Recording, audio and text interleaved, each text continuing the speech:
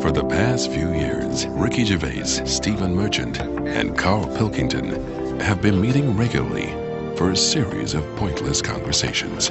This is one of them. Testing. Is that all right? Hello and welcome to the Ricky Gervais Show with me, Ricky Gervais, Stephen Merchant. Hello. And the little round-headed buffoon that is Carl Pilkington.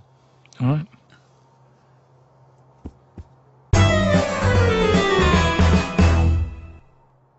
Carl, what doesn't annoy you? That's the question, really. No, I'm not going to sit here and... different things annoy me. But I don't just go about getting annoyed. Seems Stuff like happens. No. Stuff happens. What's And annoyed you this week? I mean, I tend to get annoyed when people around me get annoyed. I'm never the one who's going in somewhere getting annoyed. I'm quite happy-go-lucky, me. You're having a laugh. I'm not. That's rubbish. There is nothing about... No one would ever say that. No one... How would you describe Carl Pilkington? Oh, he's happy-go-lucky. Whenever I see him, he's skipping along, whistling a tune. I whistle a lot, I've told you. I'm Yeah, always only whistling. to annoy people when you're playing Scrabble. No, I just... At the end of the day, I think the problem is, most of the day, I'm on my own. Right. Right? I'm doing DIY at home. I'm quite happy. No one's there annoying me. Right. I go for my lunch later than everyone else, so I don't have to see people. He's like Quasimodo, isn't he? It's like Why? coming down when everyone else is not there. No one's around. Suzanne! No, but then that's the problem. Suzanne then comes home. She's been sort of with people, so she comes in with loads of energy, and I'm going, just slow down. Stop going on. Then she's breaking stuff, and that's probably the last What do thing. you mean she's breaking? She's heavy-handed with all the stuff I've been fixing. She broke the shutters. What else did she break? Well, the you other could have day? done a good job. I did do a good The job. shutters? Where do you live? In the Old West? What do you mean the shutters? Some shutters on a window. She heavy-handed with them. I don't want them to see me. What a mum. So what else has she broken? She's always breaking stuff. The light switch outside. Heavy-handed. She forces things. If it doesn't work, it doesn't work. It doesn't matter how hard you hit it or how hard you pull it. Just tell me if it doesn't work and I'll sort it. That's what I do these days. I'm like a caretaker to Suzanne's house. I'm wandering around and replacing stuff that she's fucked up.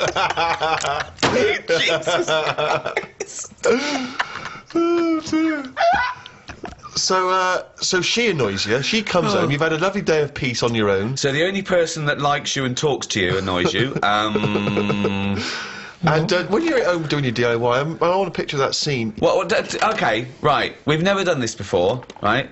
But let's do a typical day. We've known each other now. How long have we known Carl? Nearly 10 years. Feels like a long time, right? yeah.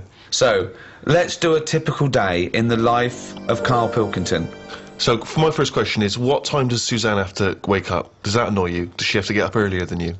Because she's got a proper job. The alarm goes off. What time? About 7. That seems early.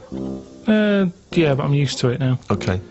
At the Now you moment, spring out of bed, make her a cup of tea, do you? no. Right. I let her get up, mess about. By mess about, you mean get ready for work? Yeah. Right. She's not being quiet, so I'm awake now. Right? What do you mean she's not being quiet? Well, she's just banging about, like I say, heavy-handed. I don't know how she does it. It's just doors and stuff. Everything seems like the Hulk's in the house. Bounding about. Just don't be heavy-handed with it. When even like pulling the curtains shut and stuff, because it's not her who has to fix it. Do you know what I mean? When she's yanking at them and pulling them open, it's like just pull them like that. I've put them on a nice rail. Just pull them slowly like that. Right. It's things like that. This sounds like these jobs aren't done correctly. That's what They I'm are thinking. done proper. No, because if you get if you get a bad pair of jeans and someone says, oh, you've ripped it, a good pair of jeans, they won't rip, boy. No, just look after it. It doesn't matter if you've got good jeans or poor jeans. Treat them the same. Look after your stuff. I've always been like that. I know, I've yeah. told you, from a young age, I didn't like people sitting on my bed after I'd made it. It was like, I've gone to the trouble, I've made it, there's no creases in it, don't sit on it. There's a chair there, use the chair. Sure. Okay. That's mental, but yeah. It's not mental. It's the behaviour of a It's not psychopath. mental. Yeah. So Suzanne's she's thrashing got- about the place. So the doors, I mean, what's up with the doors? Do they squeak, or is the No. catch been done wrongly on them, No. or No, is it the hasn't. wrong No. wood or something? No, just heavy-handed. Right, okay. So yeah. then, she has a shower. If I have a shower, I like to go second because I've got the Mr. Muscle spray that she doesn't do properly. Right. Do you breakfast together? Just sit on the bed, have some. Oh, have you made the bed yet? Yeah, it's made. Well, don't sit on the bed if it's made. No, madly. I've Sit on calmed the down. chair. I've calmed down. That's what I've said to her. As I'm getting older, Yeah. I'm easing a bit. Yeah, you're like Doris Day. So sit on the bed, look Why out are you the having window. breakfast not sat on the bed? That Yeah, makes sense to doesn't me. make sense Either to me. have breakfast in bed, Just 'cause classic, the or have radio- it at the kitchen table. The radio's in there, and it's just kind of. So you get up, make breakfast, and go back and sit on the bed because the radio's What's in there. going on with the crumbs, Rick? I don't know what the crumbs are doing, The but I don't crumbs know why all I've got two Crumbs. radios. Hang on, you don't know what I'm having. I'm having cornflakes. No crumbs with cornflakes. No, but then. So you're having, two of you are sat there. Are you sat on opposite sides of the bed looking at each other, or are you both sat on the sides Oh, of the bed sat- looking at the wall, listening to the radio, eating a bowl of cornflakes? Yeah. well, you could sort of cross-legged on the bed, or your legs are down on the Just floor. down on the floor. Right. Fully clothed now, you've had the showers. I might have a t-shirt on and my undies. Okay. I haven't put my socks on yet. I don't like socks. I'd put them on last. Why don't you like socks? They just cut off your freedom. I don't know how socks can cut off anything. It's all right if your feet are cold. They're nice to put on, but I don't know. My socks are never that well fitting, so I don't really enjoy But wearing why don't you them. get socks that fit Yeah, you? get the I right never buy size. socks, do They I? should Let be the other same people- size as your shoes. Yeah, little I let roll. other people buy them for me, and they're never quite right. But hold on though, this is a rule you've imposed on yourself. I'm only telling you because you've asked. I didn't come in here moaning about it. I'm just Socks saying. cut off your freedom. Never heard that before. Okay. Mandela said it. Well, yeah, never heard socks compared to the Berlin Wall. Yeah, I think William Wallace said it as well. Right. Yeah, imagine that in Braveheart. Just takes his socks off and goes, Yeah. freedom! Yeah. Anyway, then I'll say, right, on your way to work, take the bin bag out. Right. She'll do that, and then I get on with whatever I've got to do that day. Little kiss on the cheek, on the But why forehead. do you say Pat on the head. who pats who on the head? I'll just sort of rub the back of her head. There you go. See you later. Then what? You're there. You got your pants on. You got your t-shirt on. Well, you you had listen your to the cornflakes. news. You listen to what's being said on the radio. We'll have a little discussion about it. Sometimes she's in the mood for it. Sometimes she'll go, "Don't worry about it." Right. What now? What would she say that to then? What would you worry about if you heard on the news? I heard something about worms getting teeth, Right. and she was kind of going, "You know, you're not meant to worry about this news story. This war's going on, stuff. You never listen to them." Do you remember the story of the worms with the teeth? Should we be alarmed ourselves? What was the information? It was just saying how it was all about nature versus nurture thing, Right. and saying how worms that are growing up in a family where there's loads of food around, What do you mean growing up in a family? just a family of worms in the soil. Right. They're going through the soil. If there's loads of food for everyone, and they don't have to fight for food, Right. they're quite happy, they don't have teeth. The ones, like the rougher worms, where there's not enough, it's like a massive family, the kids left, right and centre, but they haven't got the nutrients to feed them all. They fight against each other, and the ones that they're growing teeth now. I didn't hear the news story, so I'm going out on a limb here. I don't think it was about a worm being maybe more working class and chavvy though. With like big families, look at that, that big family can't even feed them all. And then you got middle class worms going, well, we've got enough food for everyone because we haven't overbred. You know what people are like now? They've got researchers watching all sorts of stuff, Right. keeping their eye on everything. When you don't have to worry about it. A worm with teeth, if they've got teeth or not, to me it is not a problem. Not a problem at all. I normally save a worm if I see one. So, well, In the rain, on a pavement. If I see it there, I go, someone's going to stand on that, and I chuck it, and I sort of watch it for a bit, see which way it was going, give it an helping hand. see which way it was going, like it had an aim. Well, See they do. which... No, they do though, don't they? They're always going somewhere. Yeah. He was going to the dentist. You can't tell. You don't know which end its head's on. Okay, so it's 8:05. Suzanne's gone out, you've rubbed the back of her head, she's took the rubbish out. You're there, pants, t-shirt, No socks. no socks yet. What happens to the bowls of ex-cornflakes? Where do they go? Have you got... I wash up. You wash up, that's the next thing you do, is it? Right, okay. Now then, do you plan ahead for the day? Do you think to yourself, Carl, make a list of stuff to do, or do you just let it go? I let it happen. I just let don't it like the worst thing for me is planning. Yeah, I told you before. Yeah. You don't get anything done by planning, is what you said. I don't like the idea of waking up going, I've got to do that today, because that's when you don't look forward to doing the thing. Yep. Whereas I get up, I'm washing up, I'll look at a wall and I'll go, those tiles aren't very good, I'm going to rip them off. So, Jesus Christ. This is amazing. This is amazing. I mean, forget Idiot Abroad. forget the Ricky Gervais show. Let's just have 24/7 Carl Cam. Just think how that would. He gets up. Suzanne leaves. We get him to, you know, he looks at a wall. He starts tearing the tiles off. It looks like the behaviour of a psychopath, doesn't it? Oh, so this is what worries me, though. The fact that you're always doing DIY suggests that you didn't do a good job in the first place. No, Steve, am I wrong? I never ever do the same thing twice. No, Once it's done, it's done. I do it right. I take my time. I get it done So right. this is other people's workmanship that you're undoing, doing Definitely. properly. Okay, right. Now, the radio's in the bedroom, so you can't listen to the radio when you're doing your work. I normally drag it through. You drag it through. How big is it? No, it's just a little clock radio thing. So it's plugged in, it's, plug it in, yeah, okay. Then, So if it wasn't for meeting up with me and Steve and Suzanne being home between, I don't know, 6 o'clock at night and 8 the next morning, you wouldn't talk to anyone, would you? Do you have any friends that you might talk to? yeah, I talk to some people on the phone. But then I soon get bored with that. Right. About 5 minutes in, I realise I'm not listening anymore. So what were you talking about that you got bored about? I can't remember because I got bored with it. Yeah. And he was talking, and I kind of thought, I hope he doesn't say, what do you think of that in a minute, because I wasn't listening. Right. So what's the point of having the conversation? I don't know. But hold on, I call you up. It's presumably the first phone call you get. It's the first phone call I make. I call you up, and I go, "What's going on, boy?" Right? Yeah, but most of the time I don't tell you, because you'll go, right, what you doing DIY? Pay someone to do it. And we have to have all that, every day, the same chat. If I'm not doing DIY, I wouldn't be doing anything. And then I get grumpy. Suzanne comes home, she goes, what have you done today? And I go, nothing. And I get fed up then, because I don't feel like I'm worth anything. I work harder for your career than you do. I'm always doing stuff to try and get you to do stuff. I'm always trying to get you shows and things, and I'm always trying to get you to get out there and do something towards it. I don't want to do it. I've done it now. Yeah. I've done it. Yeah. We did the programme, it goes out on the telly. Job done. If people want to watch it, they watch it. There's no point me cropping up on Loose Women, asking people to tune into my programme. They either want to watch it or they don't. If they're watching Loose Women, I don't want them watching my programme.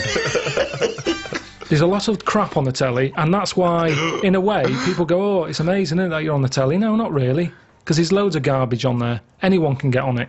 Yeah. Well, that's It's true. not special anymore. It used to be special in the 80s when it was like 3 channels, 4 channels. Now it's a doddle. But that's why you should make special TV. You should relish that. No, because they want some sort of flumph telly, don't they? That's they don't have to. They don't have to think about. Yeah. Do you mean the programme The Flumps? He didn't say flump. He said flump. Oh, I'm sorry. Now how are you spelling flump? It's FLUMF. PH. PH flump. PH flump. PF. PF. Oh, PF? Flump. Okay. Flump telly. Yeah, Flump. Flump telly. So And what would be an example of Flump telly? what's flump telly? No, I don't want to go slagging stuff off, but I'm just saying I watch less Who and would less feature telly in now. Flump telly? Who would be a typical Who's person? typical? Is it all for those awful docu-soaps where people live their life like an open wound, saying, "Look, me fanny fell off," and I haven't seen that, but yeah, all that sort of stuff. I do honestly. The amount of telly I watch now compared to a few years ago, it's non-existent. Suzanne comes home at night, I might watch a Grand Designs to get some tips off it. Other than that, So that's work. You count that as work, don't you? Research, at well, least. at least you learn something. So then we'll just sit and have a game of crib. Or You'd have been happy in the Blitz, wouldn't you? You'd have been happy down in one of those subway stations. Oh, Suzanne, what? Chimney scar? Oh no, what was that? Doodlebug. I better go up there. Oh, leave it, will it's fine. Oh, that's bloody heavy-handed, them Germans. They're bloody heavy-handed. Well, let's go back a bit here. So you've done a bit of tiling. Good job. Please, job. You're halfway through. Spot a lunch around 3ish. yeah. What do you do? Do you pop out for lunch in a cab? Depends. Sometimes Suzanne, as I pat her on the head, she sometimes says, "There's some ham in the fridge." And I'll go, right. I love it. Like, it's a little choreograph. If I better pat her on the head. I don't know what's going to eat today. Carl thinks, like Pavlovian conditioning. Yeah. Last time I patted her on the head, she told me about some food in the fridge. Bye, love. Take the rubbish out. I'm in the fridge. Cheers. Brilliant. Yeah. Okay. So I'll eat that. It's like Marnie Nora. Now, the radio's on the whole time? Is there, because I want to picture this, you're not working in silence, radio's on the whole time. That little squeaky radio that's sort of halfway in the doorway of the bedroom and the lounge or whatever, you've got the radio. And what station you listen to? You listen to music? You listen Sometimes to I speech? listen to sort of speech stuff. Right. Sometimes I listen to music. What would be speech, like a kind of one of those phone-in programmes, or? Phone-ins do me head in a bit. Right. I like, you know, reports on stuff. So you like to be informed as you go? Yeah, just so it gives me something to talk about, because if you're not with anyone all day, your brain's not doing anything, is it? Whereas me listening to them, it's like having someone in the room telling you stuff without you having to chat back. I prefer that. I'm a bigger listener than I'm a talker. Yeah. Whereas these days, a lot of people are talking, but they're not listening. Perfect. So, Although you're not listening to actual humans like your friends when they call you up. because they're just mithering. Do you make sure that you get everything done and dusted before Suzanne comes home, so she comes home to a spotless place? Yeah. And so she comes in, do you instantly show her the work you've done, or do you just let her notice it for herself? Sometimes I just leave it and see how long it takes for her to go, oh, you've done that. Okay. And if she doesn't notice it, are you annoyed or are you excited to tell her? Sometimes I forget. He does it again the next day.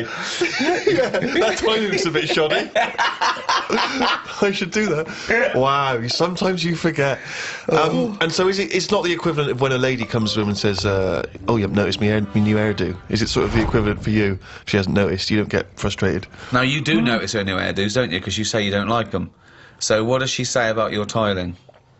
No, most of the stuff I do, she goes, that's good. But sometimes she'll go, why don't we just get someone in to do it? What, before or after? Well, it depends what it is. If it's something that's big and has been bothering her, but it's not bothering me, I'm saying I'll sort it out. Well, what's an example of something that's big that bothers her and not you? Don't worry about it. She's going to get someone in. Well, no, I won't get someone in. Because, you see, the thing is, she got someone in once when the oven blew up. Right? I said, leave it, I'll sort it, I'll look at it. No, you don't know what you're doing, get someone in. No, let me have a look, no, get someone in. She calls someone up, they come round. The old £80 call-out charge business, straight away. They pull it out, they go, oh, it was the fuse and the plug. Now, I could have sorted that out, but she didn't give me a chance. So now it's good now, because I've got that on the old back burner. So every time she says, let's call someone out, I'll go, oven. There's a little reminder. So I'm glad in a way that she did, but so now she just leaves it. She doesn't interfere. Now, Carl, I've got terrible pains. Oven.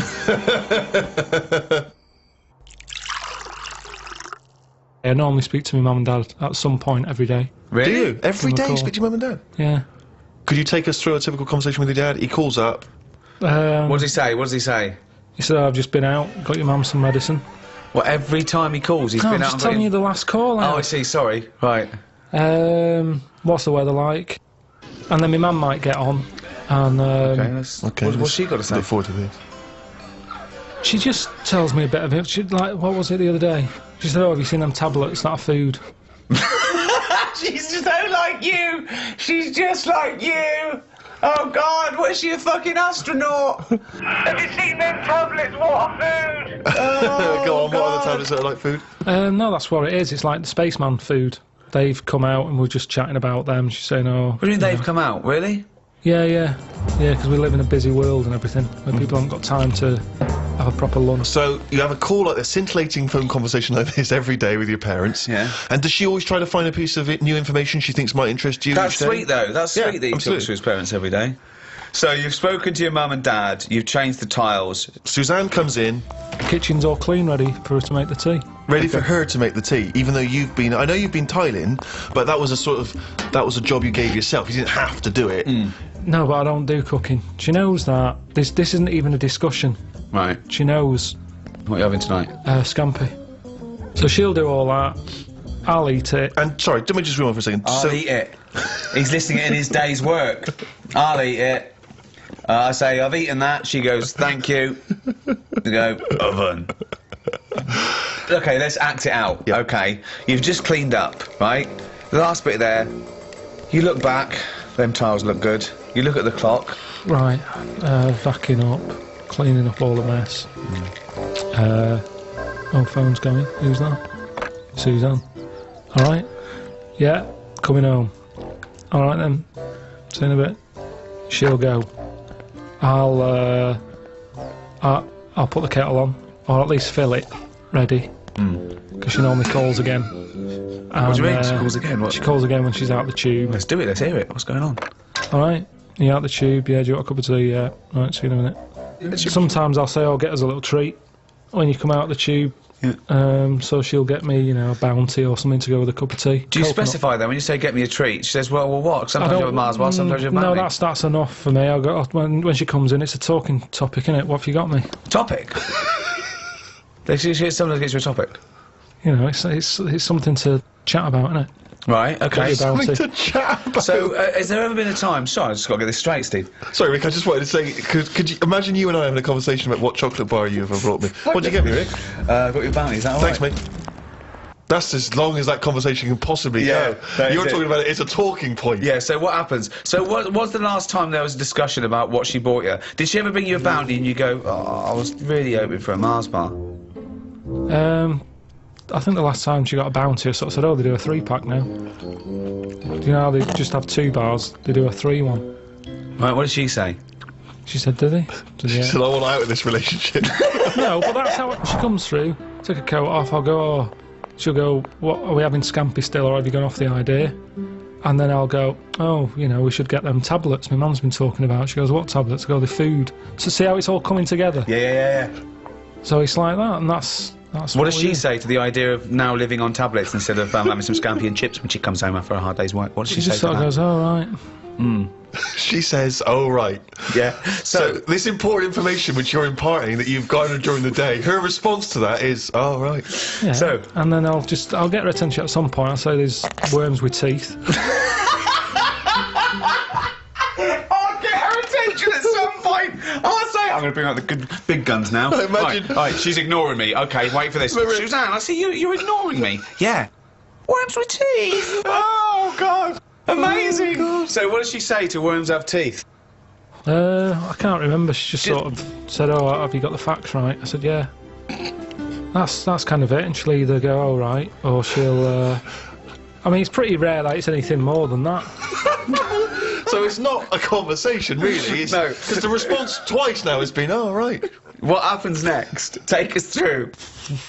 I'll sort of say, "Anything to report? Anything gone on today?" And she knows it's. I sort of phase off again. It's like a phone call. She'll go, "Oh, so and so's leaving or whatever," and I don't know these people, and I'm not that interested. And she senses that. Yeah. Yep. So she'll go, "Oh, have you paid the insurance?" I go, "No, I forgot." She'll go, "I told you to do that." I said, "Yeah, but I've been doing the tiling." She's going, "Yeah, but you weren't meant to do the tiling. I asked you to sort the insurance out on the washer because the washer keeps breaking." And she won't let me fix it, even though I know what it was. It was a heating element. I said, I know how to fix that. Then have a game of crib. Oh, God! Oh, It's like being in an old people's home. I know. And you've had a lovely game of crib with Suzanne, because, you know, the magic's still there. And what time do you hit the sack? Don't know, about 11. Do you go to bed at the same time? Yeah. So that's it, yeah, that's So, the day, really. well, hang on, we haven't finished yet. So, any conversation before bed? Depends if the radio's on. I might say, "Look, here's that story about the worm." Yeah. And then she'll go, "Yeah, but look, it hasn't got teeth. It said this, that and the other." And I'll go, "Oh, yeah, forgot." Good night. That's the end of that, really. Another day closer to death.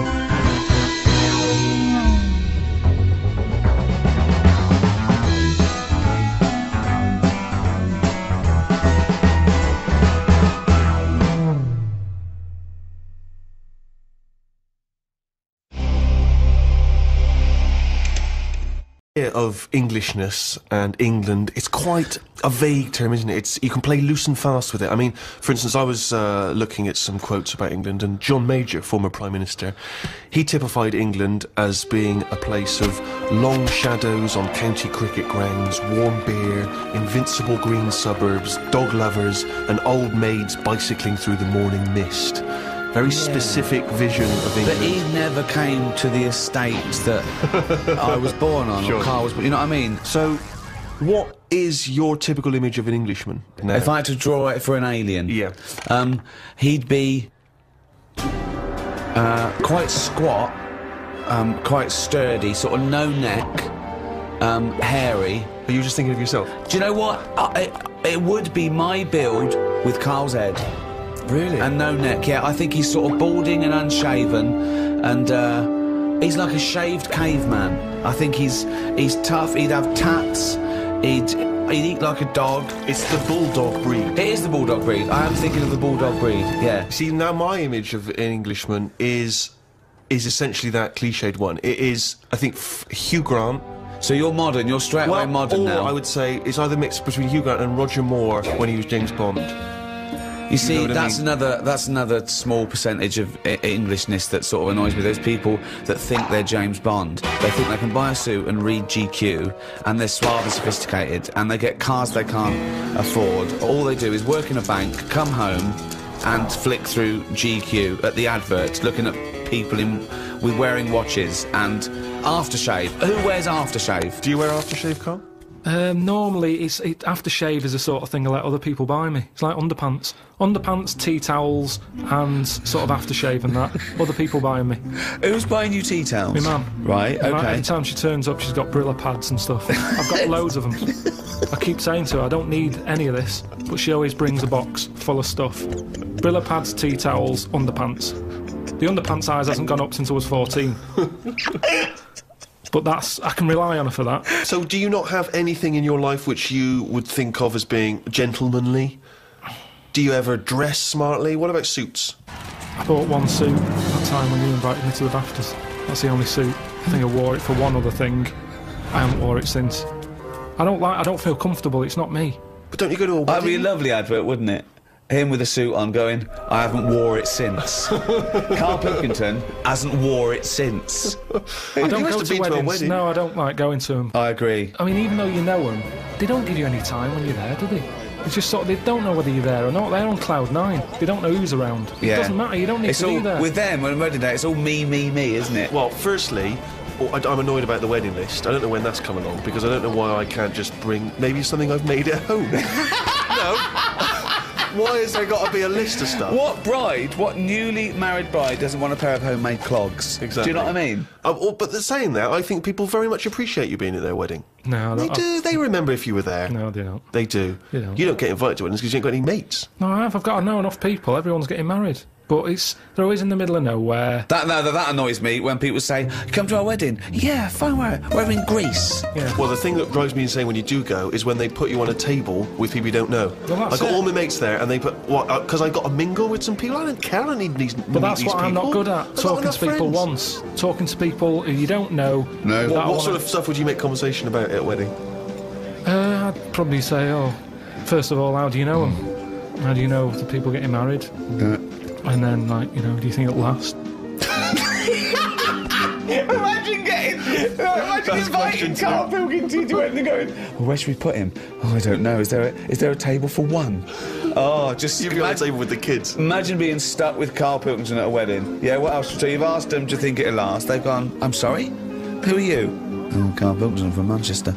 Right, yes, we think it'll last. What else would you ask? So what's your next? The last wedding I went to, it's going back a couple of years, but everyone seems a bit snidey. Do you know what I mean? Because you've got a mixture of families there, haven't you? Yeah. And none of them really like each other. No. And I got stuck with an old fella who had a flatulence problem. That sounds fun. And then he went on to say it doesn't matter, the suit's hired. And it's just kind of... I'm gonna die! I just don't like him. I love it. He's basically saying at a wedding, it doesn't matter if I shit myself.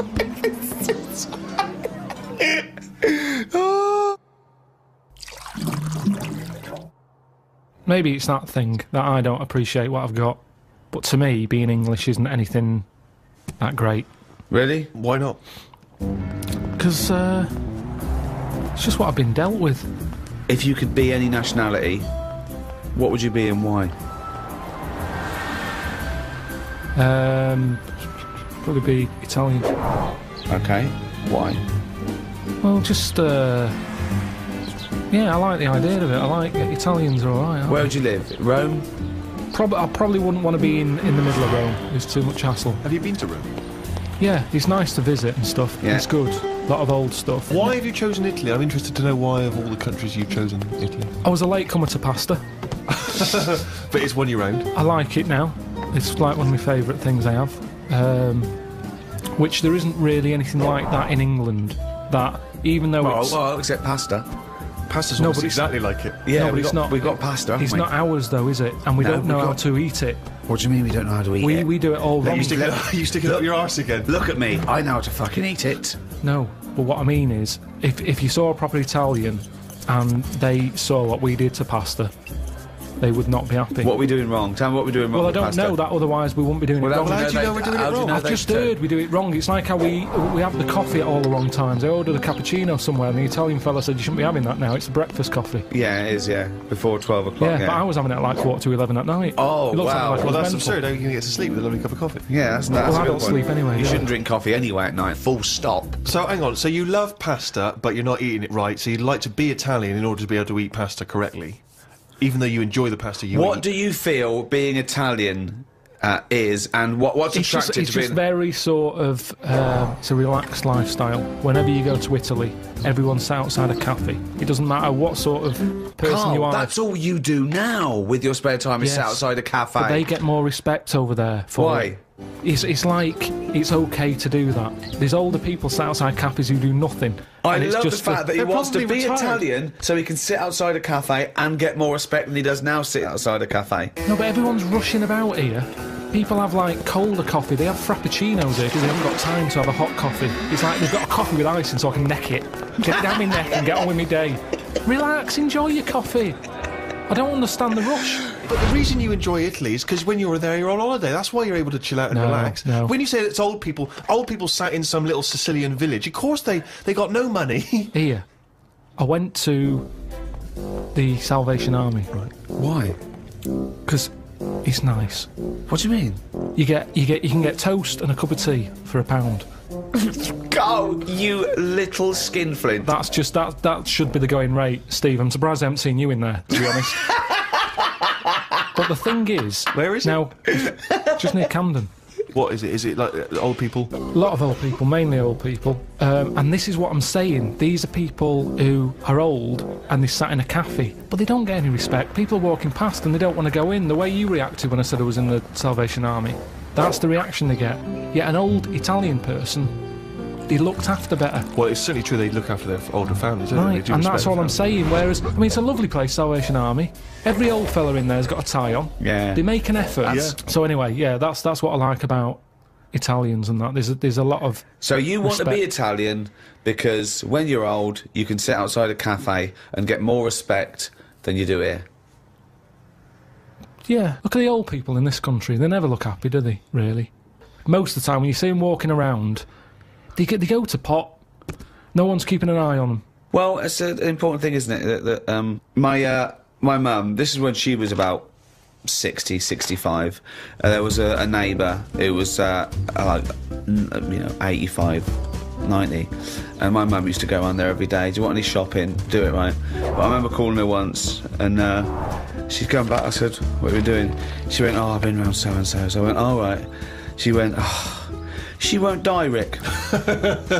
Like she's helping her, but she's thinking this is getting silly now. You were meant to go years ago here. I was like, Well, that's the problem, you know. If you get pally with an old person, Yeah. then you could be stuck with them for years. and having to do stuff, you know, that's what you don't want to do, isn't it? You meet an old fella, and then you've got to start popping in his sort of piles or whatever when he can't do them himself. You know, what do you do if you're... It depends how friendly you are, though. I mean, I'm just talking about someone you meet at the bus stop, as opposed to popping the piles back in. How does that happen? Jesus. Just the ones on the estate I grew up on. As soon as he got to a certain age, there was Mrs. Knowles who went mental. One day she seemed fine, next day she was chucking cans in everyone's garden. You could just hear her coming. Which was weird. Aren't you? Now you've brought up weird people. There was a fella called Shorts Man. Right? It's so pedestrian! I love that. Shortest man wore some shorts? Now, what I like, yeah, he did, but they were really short. They were that sort where, you know, it's almost pointless having them on. What do you mean? They were just, you know, like shorts now for blokes. They go up to your knees, don't they? There's no chance. There's no accident happening there. There's nothing going to pop out. Yeah. No. But Shorts Man, he liked it. He liked the fact that happened. And he used to walk with big strides to sort of help the chance along. So that he knew, with the big strides and the short shorts, Yeah. they were going to pop out. Did you ever see it pop out? Yeah. Why would you everyone look at the did. shorts? Just because it was like playing Buckaroo. It was like, when are they going to pop out? But what? It's just what happened. So, right, but Shorts Man, so he was an exhibitionist, he basically wanted people to see his veg. Yeah.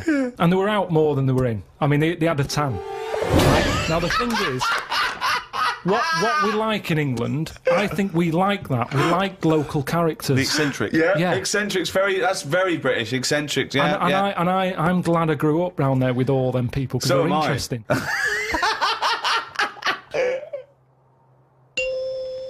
Do you think there's a big difference, Carl, between the Englishman of yesteryear who didn't complain? I mean, he just got on with things. He might have whinged about the weather and the like, but he just got on with things. He carried an umbrella. Yeah. Whereas whinge about nowadays, anything. people are getting their Prozac and their antidepressants. If someone into therapy. Yeah. He kept out of stuff as well.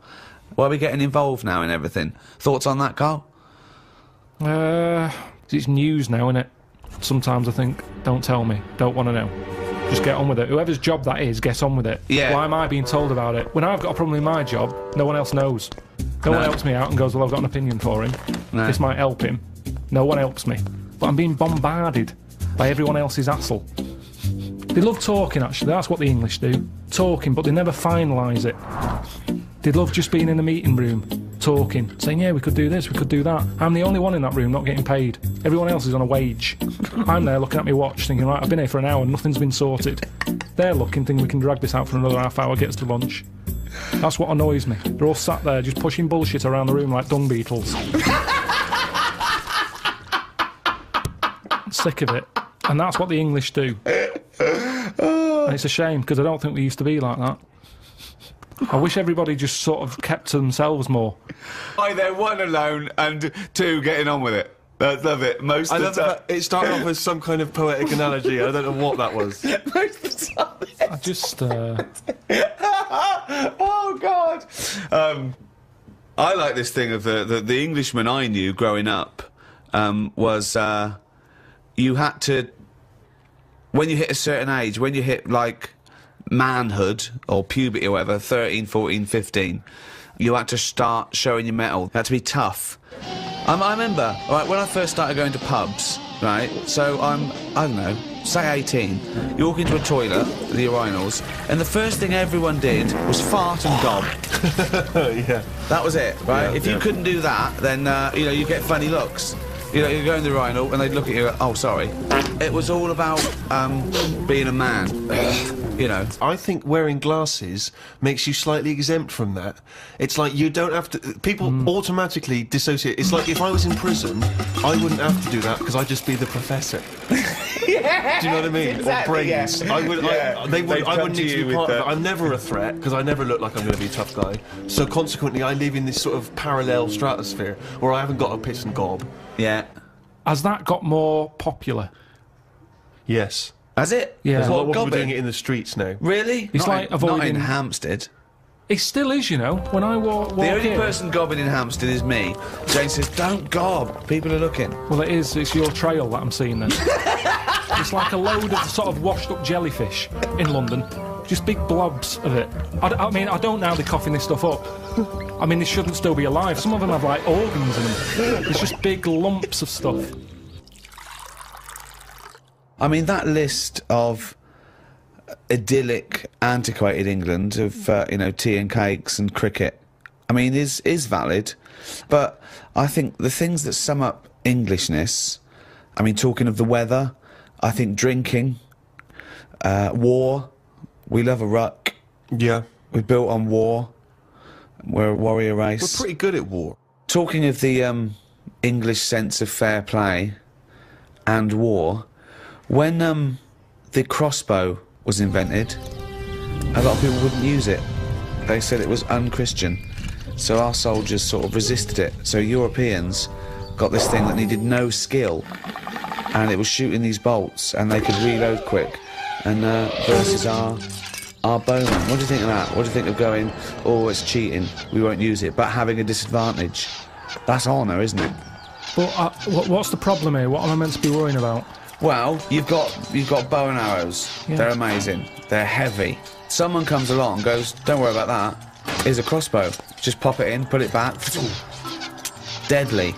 Deadly, quick. Anyone can use it. So now you've got anyone with a crossbow killing people. Women, children. Anyone can use it. So the Europeans, they're going crazy. But we resisted it because we thought it was, you know, unchristian and cheating to kill without skill. What do you think of that? But where were the actual bows and that being made? Because that's the thing, isn't it? The company who's making them, they just want to get out to a big market. Brilliant. That's what they do now with the iPod and everything. It's not about people wanting more music than ever before. That's not the case. It's about having the accessory. And if the bow and arrow was like sold as this, you know, light to carry for all the family, that's how it would have happened. That's what it's all about. Your new bow and arrow from Ronco. But what do you think the problem is? But you're not quite getting Ricky's point. His point is the idea of there being sort of rules and fair play and etiquette in war. The objective is to kill the enemy. I don't think war and that is a place to start getting all uppity about someone cheating or having a better system. Really? You think all fair in love and war, do you? Yeah, definitely. Right, but It's just about rules, winning. isn't it? No, not in a war. There isn't rules. What's extraordinary about the idea of English fair play is, you know, famously the approach during the First World War, that we would sort of walk up out of the trenches onto no man's land and sort of politely march at a slow, steady pace across towards the enemy. I mean, and then we were just being machine gunned down. I mean, it was absurd. And that's the one they had a knockabout and stuff, didn't they? They took a game of football. And In that. no man's land, yeah. Christmas Day. But who took a football there?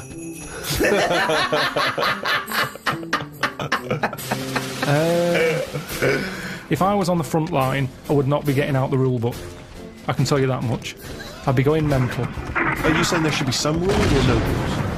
I mean, you've got to have some rules, otherwise it's just going to be like Grand Theft Auto, isn't it? I'm just going to go about battering everyone. Yeah. And you soon get bored of that. Which rules would you repeal that already exist, that you don't like? It's a shame you can't tip as much as you used to be able to. You mean in a restaurant? No, just when you're getting rid of a mattress or something. So fly tipping, you'd like to see more fly tipping. What do you mean? This is something so personal, he's fed up, he had to take something. No, it's just that they used to put stuff outside the house, and just like you had mattresses, you had sideboards, sewing machines. The thing is, it was a good way of recycling. Now they say recycle, but we're not recycling. It's just being put in a bin. I'm saying if you've got old furniture, you should be allowed to leave it outside your house without the council going, move that, it's dangerous, someone's going to trip over it. Well, if they trip over it, should have been looking where they're going. Well, what if they're blind? What? What if they're blind? That's why you don't leave things out in the pavement, because blind people will fall over and smack their face in. No, because I'm leaving it. I'm not leaving it on the pavement. Well, you just said you were. Where are you leaving it? Sort of outside the house. Where are you leaving it, Carl? You haven't established where you're leaving this yet. Because so far, a blind person's fallen over and broken his nose. I've never and seen a lost 2 blind teeth. person trip over anything. You've never seen a blind person trip over anything? Definitely not. They're better on the feet than some people because they're more cautious, aren't they? So Make it more fun for them, if anything. why can't you just have this stuff collected by a second-hand shop or Because send they it won't. to They a don't come, charity? Steve. They will. Honestly, they don't. I've called up people and they're saying, "Yeah, we'll be there in an hour." And I say, "Right, I'm going to put it out on the street. Then are you going to come and get it?" "Yeah, we'll be there." An hour passes by. They haven't been. Suddenly, the blind people council all goes over the past. place. On the floor, bloodied noses. And the council say, I call them up, do you want to shift it? Well, we might, but don't know when. Well, it's outside the house now. Well, you can't leave it there. It's your responsibility. You'll have to stay with it. Suddenly, I'm wasting time sat outside the house with rubbish that someone else might want. But you're not allowed to leave there because a blind person might come along. What's the dog doing?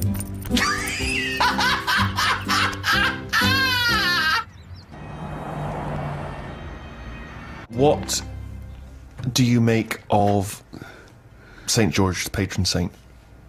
What's your take on that? Is he the one who killed the dragon? Right. Tell us the story. There was a dragon problem. Where?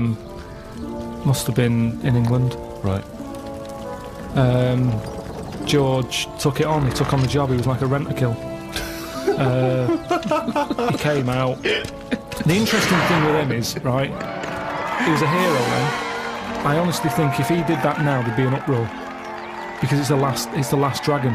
It's the same way we try to save the panda and all that now. If he came out and said, I've done it, and they've done what? They've just killed the last dragon, they'd go mental. There'd be marches.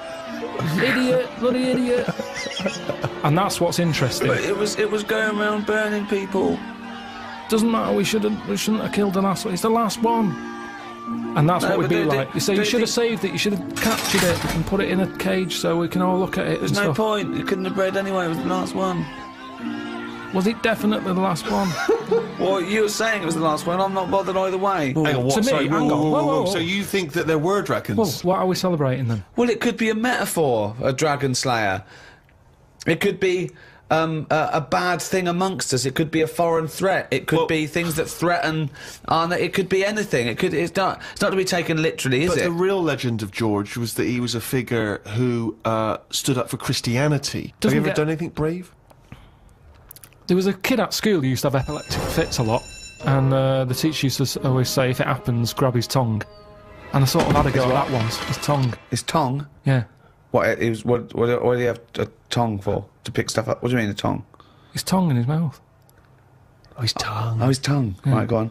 And they used to say, if he starts doing it, grab his tongue and that. And I sort of had a go at that once, and it wasn't nice. Well, how'd you grab it? You grabbed his tongue, did you? Well, I tried to. It's like grabbing a slug. And plus his mouth's going up and down. That you think he's going to have me handy. So you sort of do that thing where you go. So you were trying to grab hold of a kid's tongue, yeah? And he's throwing himself all over the place. It was in a physics lesson.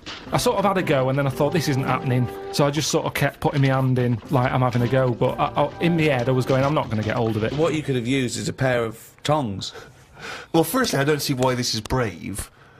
Kids having an epileptic fit and you're just supposed to help them out. I don't know why that's bravery, but even given that, the fact that you were thinking more about yourself in that situation than this other kid. You were thinking, I'll make it look like I'm helping, but I'm not really. And yet this is kid having an epileptic fit. I did at the beginning. Doesn't I that tried. sum you up, Carl? Selfish. No, it doesn't. Because no one else was having a go. At least I did try and grab it at one point. You weren't doing anything. You were just making it look like you were. Have you ever tried to grab a tongue? It's like chasing a chicken. It's murder. And after a while, it wears you out. And it was weird anyway, because it was like... What was he doing it for? I don't know. Wearing him out after hours of chasing this kid's tongue. I love the idea of you ever tried grabbing a tongue. It's a valid question. I love it. He's annoyed. He's annoyed that this poor kid's having what was your technique? Were you trying to grab it just with your thumb and your finger, like a pincher thing? Yeah. But it was because his mouth's going down and. Was he shouting or just? No, just throwing himself around. So that's your one attempt at bravery. Well, hang on a minute. Let me just think. Trying to grab a tongue. There was a time you were chased by a bee and you scored a goal. I forgot about that. That isn't really bravery, is it? As you were running away from a bee, and the ball happened to hit your foot and go in. That count as bravery. I love it when he goes up to the pearly gates and goes, "Well, have you done the act of courage?" I pretended to grab a tongue. A what? A tongue. Yeah. Got chased by a bee, scored a goal. It doesn't count as brave at all. You can't escape. But the thing about law and order is, you don't have to take it. You can combat being wronged. It's not just punishment or retribution. It's justice. You want to know that you're valued. This is a big issue, isn't it, Rick? Is one life more important than another? If you've transgressed in a terrible way, you've murdered or raped, whatever, and so I'm going to put you to death. Well, this is an interesting argument, isn't it? Whether capital punishment. I don't agree with execution. Carl, where do you stand on the tricky issue of capital punishment? You've given it some serious thought, I imagine. So what, you're asking me, like, should he be on death row? Well, should someone flip the switch, send him to his death in the electric chair?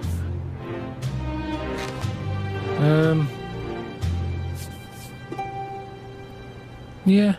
That was the least considered. Yeah. I mean, I saw a little bit of flicker behind the eyes. I don't know what. Well, just take us through the mental process that you arrived at the yes with there. So you know, I remember that because there was quite a brief gap there. I just was thinking, it's not a nice job if you work in there and you've got to flick the switch. Right. But I was wondering if it's possible to just do it so it's linked up to someone's switch. What do you mean? When they put the lights on something.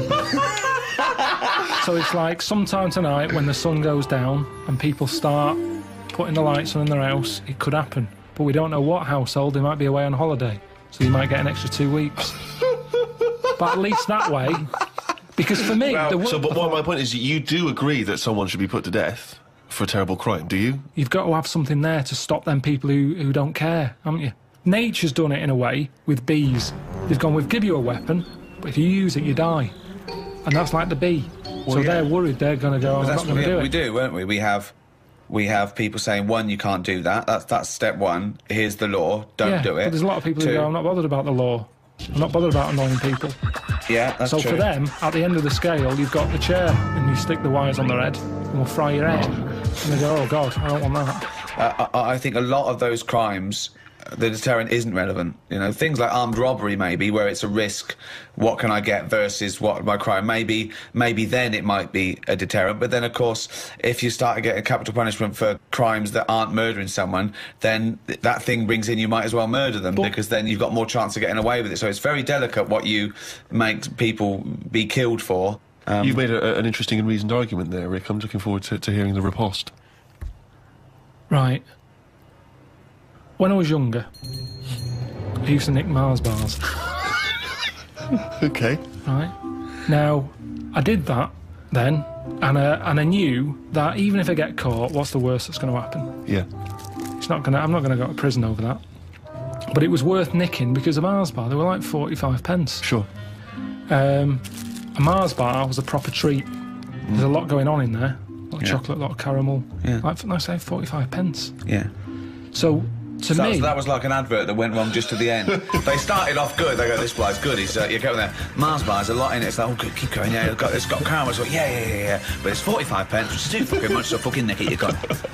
But when I was younger, that was worth a risk because I knew that I'd be getting something worth 45 pence for free. You weren't going to get the electric and I chair. wasn't going to get done. So the stakes were high, the risk were low. You mean the stakes were high, the risks were low? I think he's just trying to sound cool. The stakes weren't high. The stakes are what can happen to you, and the risk. The stakes and the risk are the same. The risk is the stake, okay? Yeah, unless you're nicking meat from a butcher's, then the stakes are high and the risk is low. I don't know what the fuck you're talking about, but what you meant was the gain was high. The game was high. Yeah, the game was high. Yeah, the risk was low. Yeah. But it wasn't, was it? Because 45p isn't a lot unless you're a kid. It is when you're a kid. Most of the time, I didn't want to say which shop it was that I nicked it from, but it's where I did my paper round. Now the thing is... So you're nicking from your own boss? But listen, I used to wake him up. That I is helped him terrible. No, because That is terrible. This is awful. That Go is- on, hang on. I want to hear. really I want to hear him bad. rationalise his Because that terrible sweet crime. old man who used to give... He's not an old man. I used to go round and Sweet wake him old up, man. right? He hated running that place. Right. If anything, I'd say I was his best asset. Not really. Yeah. Because I don't You know were what... nicking from him. You were thieving from him. I don't know how Doing much he business. made on papers, but he'd probably go 45p profit. Hold on. They got their papers really early because I got up early. Yeah. I used to go round to the Well, you know, shop at miles a 4:30. day helps you work, rest, and steal. So I used to go round there, wake him up. He'd be like, "What are you doing round here so early?" Don't know, I'm just hungry. What? I'm just hungry for work. No. Oh, well, good boy, Pip. I'm just going to turn away a minute while you stand there in front of the confectionery. I'll turn away now, and I've looked back now, and here's the papers. And thanks so much, Carl, because you're a lovely He's kid. like an honourable and trustworthy Yeah, I can't guy. really afford to... I've been betrayed so many times. That's why my lovely wife's no longer with me. You know, she ran off with Ken. Yeah, but I mean, at least I've got a friend. At least you've got one young you friend. turn up early, oh, God, it's brilliant. Oh, and Carl, keep a lookout, because... Someone's been nicking Mars bars. Yeah, I know it's not you, because I trust you implicitly. And by the way, Carl, why don't you take a Mars bar for free? Oh, thanks. Well, that never happened. All right. So I'm getting 50 pence a day. for delivering papers, but I needed the energy. Right. Now, if I spent my 50p on a Mars bar, Yeah. 5p profit a day, it's not worth it. No. So, help yourself. I knew I was doing a good job for you. No. There we go. Help yourself. No. So help yourself. That doesn't follow. So help yourself. Get another job. Leave that job. Negotiate a pay rise. Not help myself. That doesn't go. That's ridiculous. Where does it stop? If you worked in a nuclear power plant, well, they're not paying me much. Have a little bit of uranium. A lovely little bit of uranium. Yeah. I do. That's a strange analogy, Rick.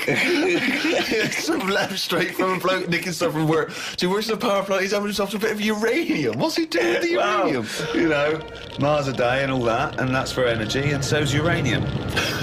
But more energy than a Mars bar. Yeah. A lot of the laws of the land are from the Bible. I mean, that kicked it off. I mean, there was laws before, obviously, and there were different gods before this one was invented. But let's have a look at the Ten Commandments. Oh, yeah, sure. I'm just going to go through, just going to go down these, see which ones I commit. Thou shalt have no other god. I don't have any god, so I haven't broken that one. 2, craven images. No, I don't have any craven. I don't accept there's a god. 3, thou shalt not take the name of the Lord. Again, I don't take his name in vain because I don't believe he exists, so I'm fine there. Remember the Sabbath. I always remember Sunday.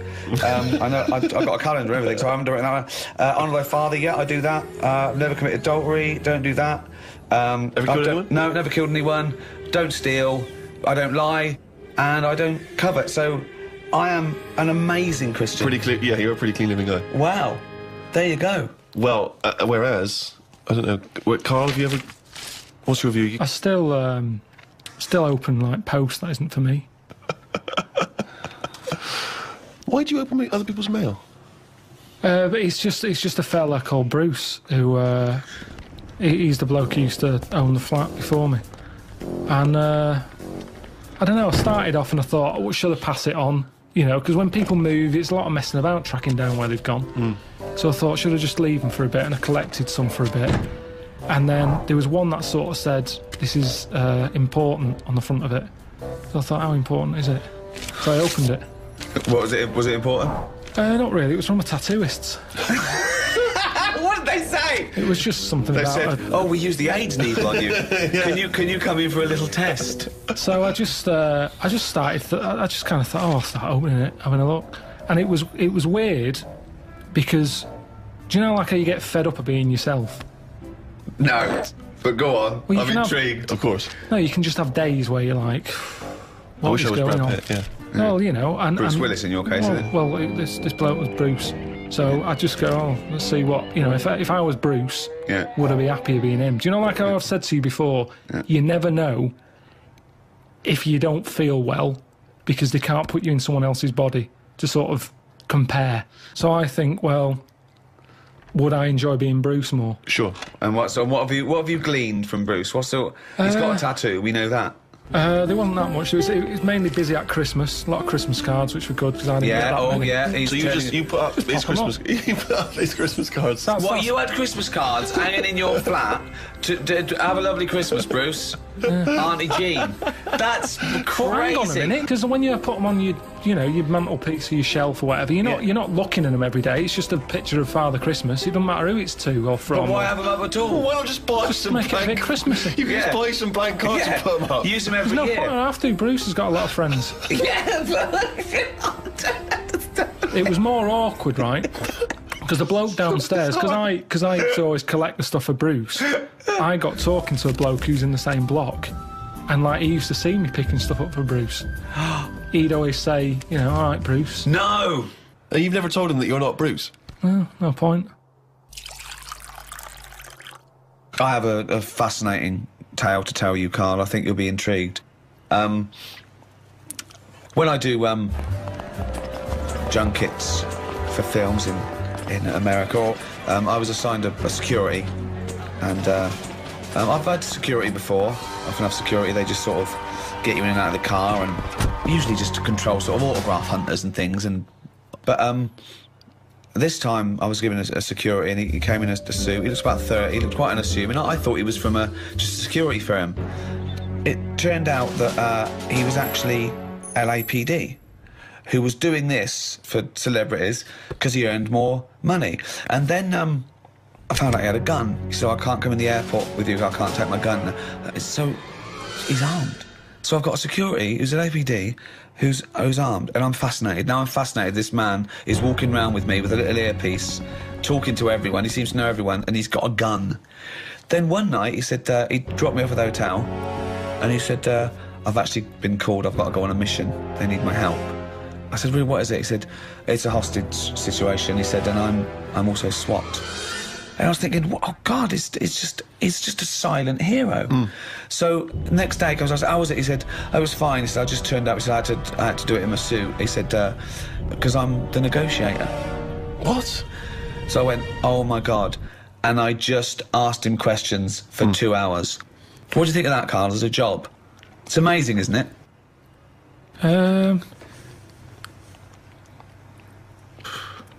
Yeah, I mean, once you've done one, though, it's like any job, isn't it, I suppose? Yeah. Once you've done one. Yeah, Not impressed? Boring, yeah. No, it's good. Could you and, do it? Do you reckon you could do it? Do you reckon you could negotiate someone out of a hostage situation? Well, I With your think in one of dulcet them tones? things, there's nothing you can do. It's like, it doesn't matter if it goes wrong, because Well, it you does. did your bit. No, it's like being a vet, isn't it? Not really. Not really, because that's But you know what it is? What I mean is, you're expected to make the little kitten live. No, there's loads of it. Because I was saying, so he says, I need a car by 5 o'clock, or I'm going to kill someone. He then makes sure that he doesn't kill anyone, but he makes sure that car doesn't come till 5:15. But he's not bothered, is he? If He it's is 15 bothered. minutes late. He is, because he really takes a bit. He empathises with these guys, and he says, no, you've got to understand. No, He but the says- fella in the house with the gun, Yeah. he's not going anywhere. 15 minutes either side doesn't matter. Why is he in a rush? I don't think Carl's getting how Not sure he important is. how No, amazing not he sure is. he You said Yeah. they make the car 15 minutes late. Yeah. He's getting his car. That Yeah, bloke's not in a rush. He's never going to get in the car, is he? He has to get in their head. But to do that, he says that he has to empathise with them to a certain extent. He has to understand why they're doing it, to talk to them and go, yeah, you've had a bad day. That would send anyone. But he has to get their trust. Carl, try and talk me out. You think it's that easy? Right, I've got a hostage situation, right? They go, there's only one person we can ask for. Get me Carl Pilkington. The police know that you're their top man, and there's a guy in here, he's got a gun, he's got a hostage, okay? He's just done a crime. They don't know what to do, okay? Right. You turn up. What's your first question to them? I'm talking to you. Well, no, you got to assess... Right, I'd say, right. I think there's a saying, actually. You say, where's brass? Right? Right. I found that out. I heard that. I overheard that. What's that? It was something... You're wasting time. Who's that bull cunt that's just turned up? I'm gonna fucking kill him. Right, where's brass? What does it mean? I heard it at school when they... I don't know what the fuck you're talking You about. can't just you. It means... I heard someone use it on the... Well, I don't know what the fuck it means. It All I means know- the top person Right. of the police who are around at the moment. Yeah, well, in short, I'm the fucking top brass here. I've got a fucking gun against this kid's head. Who the fuck are you bald little shithead? Where's my car? What car? I've asked for a car. Where's my fucking car? Am I talking to you now, am I? Yes, you are. Are you the negotiator? Yeah. Right. Get me a fucking car. Where do you want to go? I'm fucking sore from showing. Throw a phone through the window so I can talk to you over the phone. No. All right, in a minute. Don't ever fucking say no to me. In a minute, I said. Okay. Right, the clock's going. Where's this fucking phone? listen, I've got a just sore hang on a throat. minute. Why are you putting the phone through, you dopey cunt? You want to talk to him? Because I don't want to give you a phone straight away. You said you've got to delay him. No, you've got to talk to them. You shouldn't even demand a phone. You should make sure you've got a phone, you dopey twat. Give him a phone. Right, thanks. All right, how's it going? That's better. Right. Right. Who are you, by the way? Who are you? I can't give you them details. Well, you can, because I've got to trust you, dopey sod. Are you police, or just some fucking cunt walking by? I'm a policeman. Right, I don't trust policemen. No, but I'm a bit higher than that. So listen. Oh, don't you tell me I'm laying down the law here. I'm going to shoot someone unless I get a fast car. I've done a robbery. It's all gone wrong. You're after me now, but I want a car to the airport. I want a plane standing by. You don't know me, but I do this a lot, right? And I can tell you that it never works out right. Do you know anyone who's done what you're doing and is now living a happy life? Well, I don't care. I don't care about living anyway. I don't care about living out. I don't care if this goes wrong, because I'm going to shoot the hostage. What's your problem? I'm just... So you've got the wrong attitude, mate. I think you've got the wrong attitude here. No, but this is... to be honest with you, this was my last week. Why are you sending him that? Because I want to bring him down to my level. Right. What's that got to do with it? Well, you know, I've done this job for a long time. Right. Sometimes I felt like you. I've Right. been, you know, even though I'm on this side, you know, sometimes I feel like, oh, I've had enough of this. Right, well, I haven't enough. But I'll tell you, I don't care about living or dying here. So if I don't get a car to the airport, all bets are off. I'm killing everyone and then myself. So you'll be a big loser. Now you've got to get him to stand near a window. You've got to take him out, because I've got a gun to someone's head. You can't burst in, right? You've got what? Come on, how do you get him to stand near a window? Oh, I bet you're hot in there.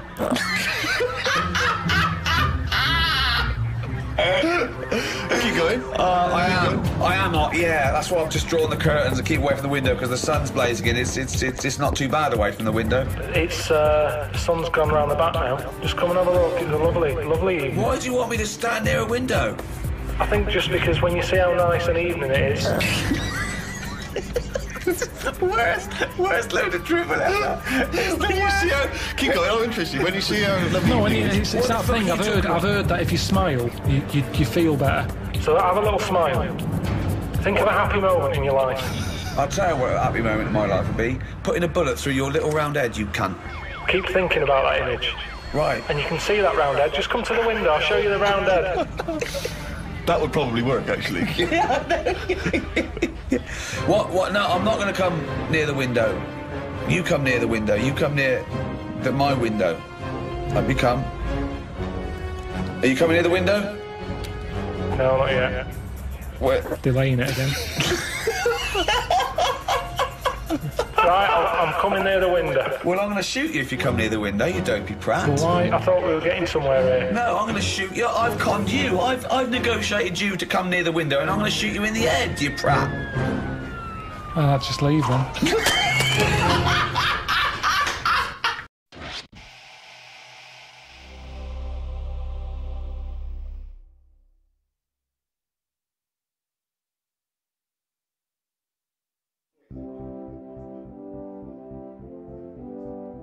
For the past few years, Ricky Gervais, Stephen Merchant, and Carl Pilkington have been meeting regularly for a series of pointless conversations.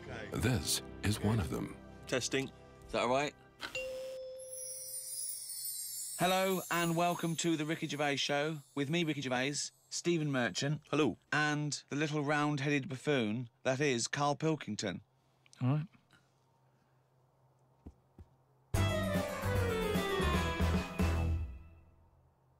I think it's probably best, Rick, if we return to the very beginning of time, the dawn of man, because, of course, even in primitive, prehistoric ages, medicine was practiced in some ways from the research people have done, cave paintings and the like. Carl, I wonder if you would just give us your initial thoughts on, you know, the medicine of the ancient world. You've not. You sound like you haven't studied it, or you're being. Are you being modest? You're being modest. Never really thought about it.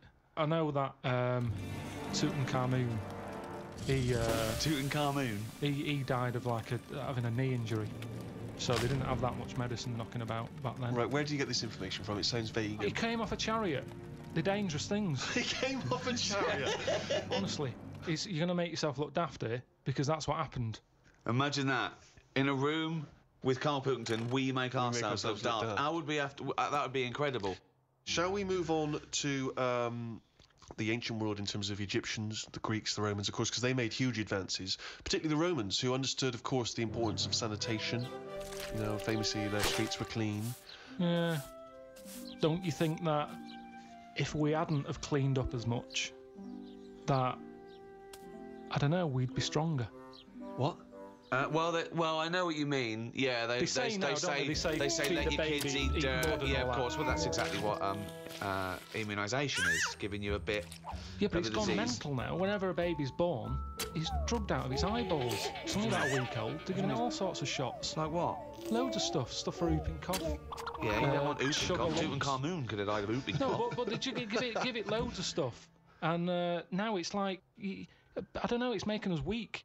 There's this big thing, like the superbug, where people took half the course of antibiotics. It was almost like an immunisation to the bacteria and virus against the antibiotics. That's what I mean. So yeah, we need some germs, as you'd call them, but there are some that we have eradicated.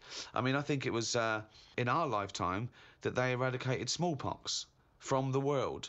There are rumours, of course, that both Russia and America still have the smallpox virus under lock and key, which they could theoretically breed and use in a chemical warfare situation. Well, there was a bit of a scandal a few years ago, I think 10 years ago, where in a university laboratory, someone came across a marked yoghurt pot in deep freeze that had smallpox in it. When you say it was marked, was it like someone's put their name on it because they don't want someone to eat their smallpox yogurt? I think they looked into it, and it was the deep frozen smallpox virus. What I mean is, it's under lock and key or frozen at minus Well, that's 200 not good degrees enough, is centigrade. it? Why? Under lock and key and all that. It's not good enough. Get rid of it. Why are they keeping a little tub of smallpox knocking about? Well, are they not meant to be? Well, No, that's but a what was he doing lesson. there in the first place? To me, that's like in James Bond, where they don't kill him when they have the chance. He's always that little thing of, let's play with danger, let's keep a bit. Yeah. Well, it's Pop it probably next to AIDS in the Kiora bottle. I don't understand why you'd store that. Well, there's probably a presumption, it's probably an overhang from the Cold War, where people were thinking, well, listen, what if Russia's still got some smallpox? We better hang on to some smallpox. It's just Yeah. clutter though as well, isn't it? You see, we're obsessed with keeping stuff. And it's the same with germs. We can't even say, get rid of that, we won't be needing it. Smallpox, we'll keep it just in case, get rid of it. We've got this obsession thing again, it's saving everything. You say that, but of course, famously Alexander Fleming discovered what may be the most important breakthrough of the 20th century, which was the first antibiotic, I think, in 1928. And he discovered that because he left a bit of old bread out for a while and it went all mouldy in his kitchen. And he thought, oh, what's that? Oh, let's have a look. Like I've said to you before, it's down to him being scruffy more than anything. Well, not, It just seems like there's a lot of scruffy kitchens around. But think if his cleaner had come in and gone, oh, Mr. Fleming, you disgust me, you fucking filthy scruffy cunt. I'm going to throw all this bread away. He's going to go, Maud, what'd you do with that old bread I left out? It'd gone green, sir, so I chucked it away. Oh, Maud, you dopey fucking slut. You've just caused millions and millions of people to die. Keep out of my fucking kitchen. I know, but don't put it there. It's the same way smallpox in So a you're on yogurt Maud's side. pot. It's in a yogurt pot. Wow. You're asking for trouble. But what if Maud had come in and thrown that away? Again? He couldn't shout at her. She's doing a job. I'd be annoyed if it was still there. Yeah. They just don't put like yogurt pots with smallpox in the fridge. Yeah, I mean, that's but a starter. Yeah, but you were saying earlier, let's let babies eat mud, don't inject them. Yeah, but Let them we've crawl got- around a dirty floor, clean up the floor and no one to I die. did say that, but we've gone too far now. Babies are coming out mad. They can't handle anything now. Oh, he's got a runny nose. They're coming out all mardy. All Get mardy. ill. Yeah, they get ill easy. They're not tough babies anymore. We're ending up with a load of weak people who need looking after all the time. That costs a lot of money.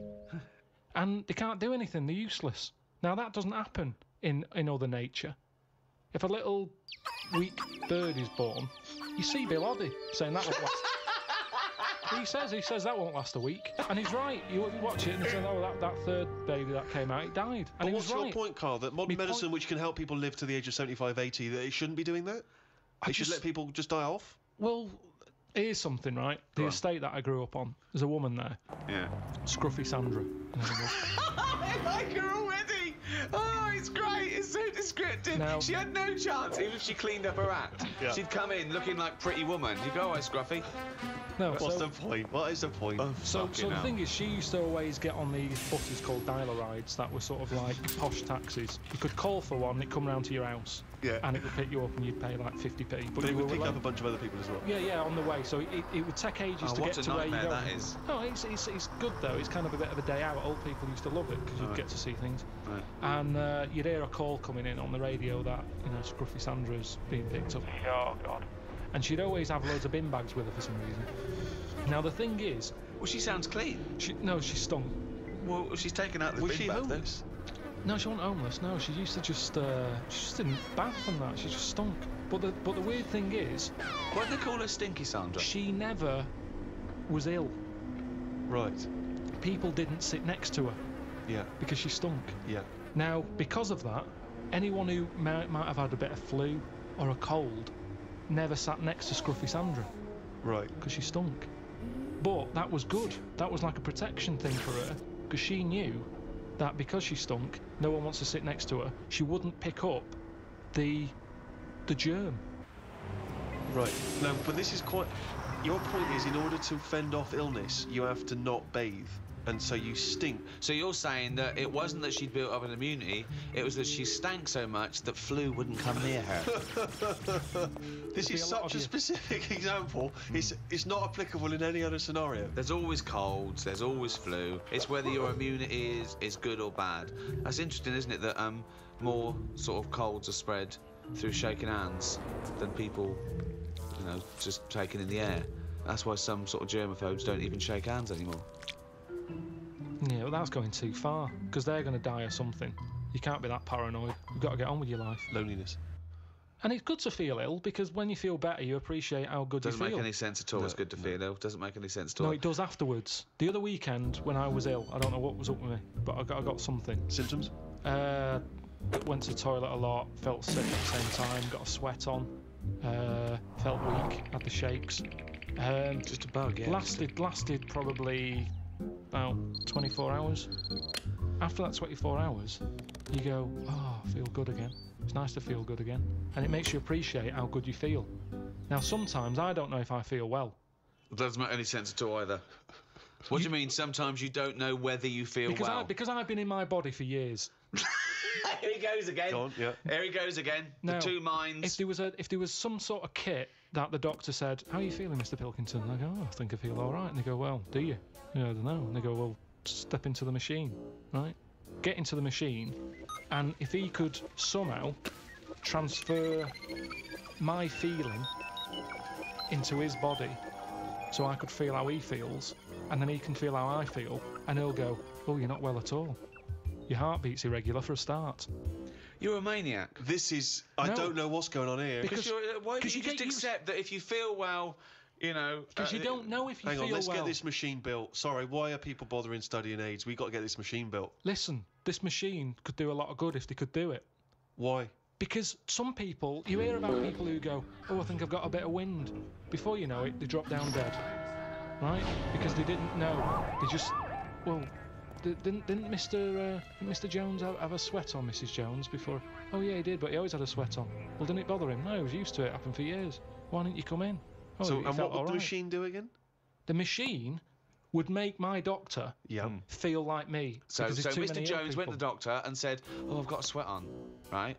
Right, so he'd go, well, I'll tell you what, get in the machine. So Mr. Jones gets in the machine. Yeah. The doctor hits the button. Mr. Jones gets into the doctor. The doctor Right. goes, you have got a sweat on. I'm familiar with this because I had a fella in the other day with a similar thing. Take 3 of these. You are a mental case. I don't know what this is. Because- But why can't What- the what is doctor this- make that observation like a doctor Yeah. does? Why What can't the is this- doctor, using his knowledge, observe the person tell with the you sweat why. on? I tell you This is why. like a scene from Ghost. This is like Patrick Swayze. Listen, when my nerves were short, Are they not short or any? Have they extended since then? well, yeah, I just have to do stretches and it's pull them about. Right. But when I had that, I'm not very good with words. Go on. So when I was going in saying, Doctor, my knee's aching, and he'd go, what sort of ache is it? I don't know. Yeah. I don't know. It's just an ache. Toothache. It's like a toothache in my No, leg. but it's different. It's a different ache. Now the thing Arse ache. is, It's like an arse ache. it's hard to explain an ache. So he'd Yeah. have to feel the ache, and then he could make an assumption from it. Thank you. So he would presumably go through training, going in the machine, and they'd bring in various sick people, and he would experience and feel every single ailment.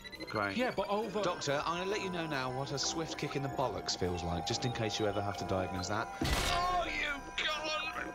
I can't remember that one. Yeah, but Doctor, now you're going to feel a spike up the arse. it's all about. It's, Oh, I can't remember that one. Okay.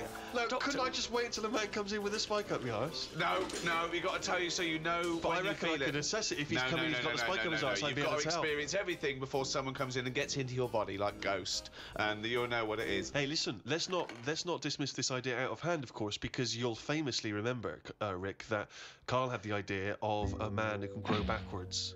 So he's born as an old man, and when he dies, he's a young baby. and with all ideas comes something. Einstein said that. He said if an idea isn't. Go on. Wait. Just what let did him finish. Einstein say? We've got an Einstein quote here. Yeah. This is a historic day. Carl, sorry, what were you saying? What did Albert Einstein say? He just said something along the lines of. Well, no. Give us the Come on, quote. do Give us it. the No, quote. It doesn't matter about how he worded it. It's the point in hand. Well, I think it is. I think a quote. I think like all, any sort of poetic content of anything is exactly how it's worded. So just what did Einstein It's say not, exactly? it's not. No, it is. Yeah. Well, he said something along the lines of Go on. an idea. If an idea isn't daft. Oh, start again. No, come on, let's hear it. No, because he started. He He said if an idea isn't daft, it isn't worth thinking about. What? Say it again. If an idea isn't daft, it isn't worth thinking about. I can't imagine him saying No, I daft. can't. No, well, it was something like that, though, meaning that every new idea seems a bit mental, Yeah, right? it's a good But point. then it leads to something. Well, I'm not sure that but no. I think if we were sat with Einstein now and you'd brought up the machine that allows doctors to feel, I don't think he'd be saying we should pursue that idea. There's some ideas that go that I think the Earth might be round. People go, oh, you idiot, it's flat. And then there's people who stand in doorways covered in crucifixes with tinfoil on their head, saying Jesus is in my cock. Yeah. But Now he's a mentalist. yes, but what I'm saying is, wouldn't you have said it was mental years ago when someone said, I'm going to make a machine so I can look inside your head? Years on, hello, get in the machine, we've got an MRI scanner.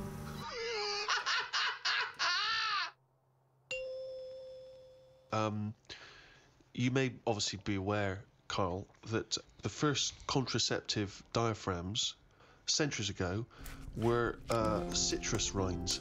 Half an orange rind, for instance, would be used. I mean, more selfish men turned them inside out. I believe that's also still being used in parts of Manchester. For what? An orange.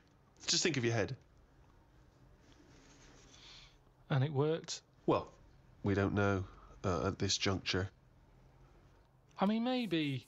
I don't It know. works for contraception because women went, fuck off, what are you going to me with a fucking orange on your cock for, you don't cunt? But it could. I mean, again, it's that thing in it of we look at it now and we laugh. But look at what's happening. People now are always trying to get us to eat more fruit. I don't. Amazing. That's a way of getting. I thought for a minute he was going to say, okay, know. so they start with, then they went from the orange rind to say a coconut shell. Yeah. That was too big. That didn't work. Run! Here comes Coconut John! No, don't put half a pineapple on your cock. That's insane. Yeah, that's mental. And then somewhere down the line, they finally got to contraception as we understand it. Is that? I thought that's where you're going, but no. Something about eating oranges is healthy for you. What I'm saying is, if you go into any well-known supermarket and you look at, say, some young kid who's had a kid, and you look at stuff in their shopping basket, they're not buying fruit. They're buying, burgers and chips. Turkey Twizzlers, Yeah, crisps and all that. No, but they love having it away. Get some fruit in. So they definitely have fruit in the house, which at the moment, a lot of kids don't have fruit in their house. That's why they're eating Turkey Twizzlers. But the mum loves having it away.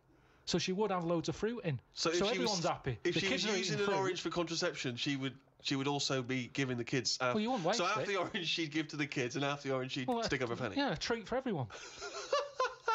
Have a bit of fruit, and she's got what she wants. Whereas at the moment, what happens? A burger's not coming in helpful for anyone.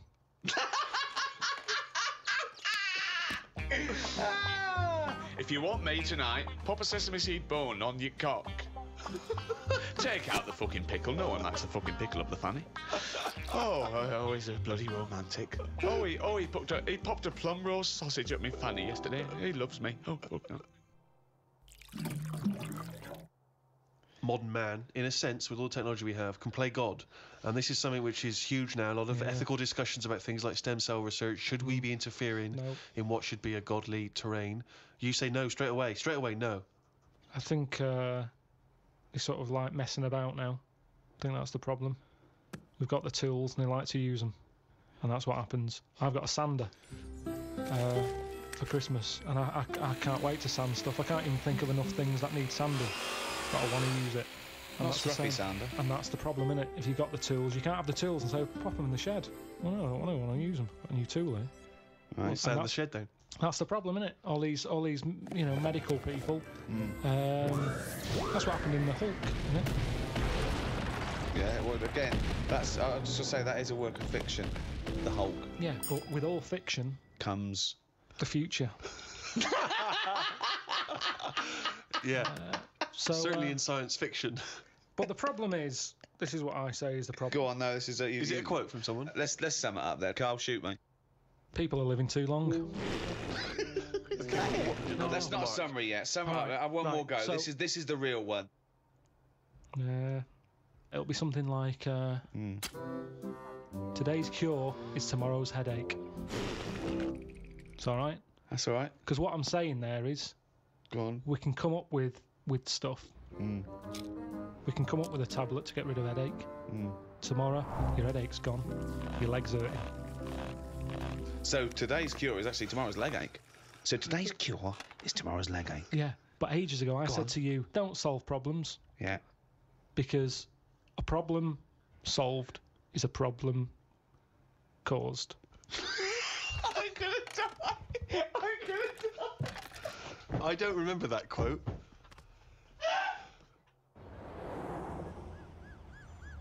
Medicine is the art or science of healing, and that doesn't always have to be a drug or a surgery. We mustn't just forget that some people don't need medicine, they just need help. For example, there are people that help disabled people have intercourse. There's someone that actually helps the man put in his penis to the woman's vagina. They leave the room. What? I've never even heard of this. It's true. Absolutely true. They're helpers. Yeah, no, I believe that is the case. Yeah. And that's just as needed as anything that might cure It's not. That's pleasure. Yeah. So what are you saying? Because you can't walk or move, that you can't love someone and want to share that love? I'm just saying it's not a priority. Well, no, but they're going to live. They're healthy apart from their disability. I've met someone. They want to consummate this love, and someone helps them out and goes, well, that's part of my job. No, it's not part of the job. Well, it is part of this job because that's their job. I have never heard anyone say, I've had a right day today. Why? I've been playing with Arthur's tackle all day. They don't play with Arthur's tackle. They pop Arthur's tackle in Hilda's vagina. I don't think they do. They do. How can they enjoy that? I mean, maybe once, and they'd go, that didn't work, did it? I didn't enjoy that, Hilda. No. How can they enjoy it with a nurse stood there? They don't. They help her in. She helps Arthur in, or he might be a male nurse. Pops Arthur in. Goes, okay, Arthur. I'll see you in a few minutes. Right. Goes outside. But what's the point, though, in that? Why? Because it's all about the mood and everything. He's just stuck onto like a stag beetle clinging onto a leaf. There's no enjoyment in that. Oh, the well-known stag beetle copulating with a leaf syndrome. No, but I'm that's just saying... That's a well-known position in the Kama Sutra. He knows it. I think it's a lovely act, and someone's willing to... Wouldn't you help someone Definitely in there? Not. No? Definitely not. No, look, says a guy goes, this is my wife. We're both say, well, I can't, can you just pop me in, Carl? You're the only, you're the only person around. No, I don't think it's important. But there enough. are people. What do you mean you don't think it's important enough? I'd be happy to go round, put the washing on for them, make the bed. Do you want a cup of tea? Yeah, I'd love one. There you go. Oh, just before you go, forget it. If they asked me to do that, I'd quit. And I don't think it happens because people wouldn't take that on for a job. You never hear about it on Comic Relief when they're raising money. They don't go, thanks to Midland Bank for this $100 grand. That's going to go towards Arthur getting his end away. That's ridiculous. So you would. rather than not have the pleasure of each other than just help them in? No, because they'd work out some way that they could do something for each other. I want to play the guitar. My fingers aren't long enough. I've knocked it on the head. It's the same thing. If you can't do it, don't do it. So are you telling me, right? Okay.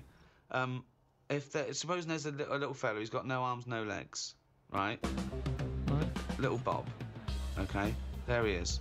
All right, Carl. Right. He's got a friend, another little fella with no arms and no legs. All right, Carl. Right. They love each other. Two little fellas. Two little dwarves with no arms and no legs. Okay. Lovely little fellas. They get married. Okay. Look, Carl, you can't put my penis up my boyfriend's bottom, can you? No, I can't. No. Why not? Why not? Do you need Carl? anything else doing? No, I'm fine. Yeah, No, it's weird how you can manage everything else. Well, no. I'm here to help you. Everything else seems to be sorted. Well, just in the chair. Why do you need help in this department? Well, because he's over there and I'm here. And if you just pop me in and just No, leave I'm me not there. doing that. It's not good for you. You've lost your arms and legs. You'll be losing that soon if you carry on sticking it up there.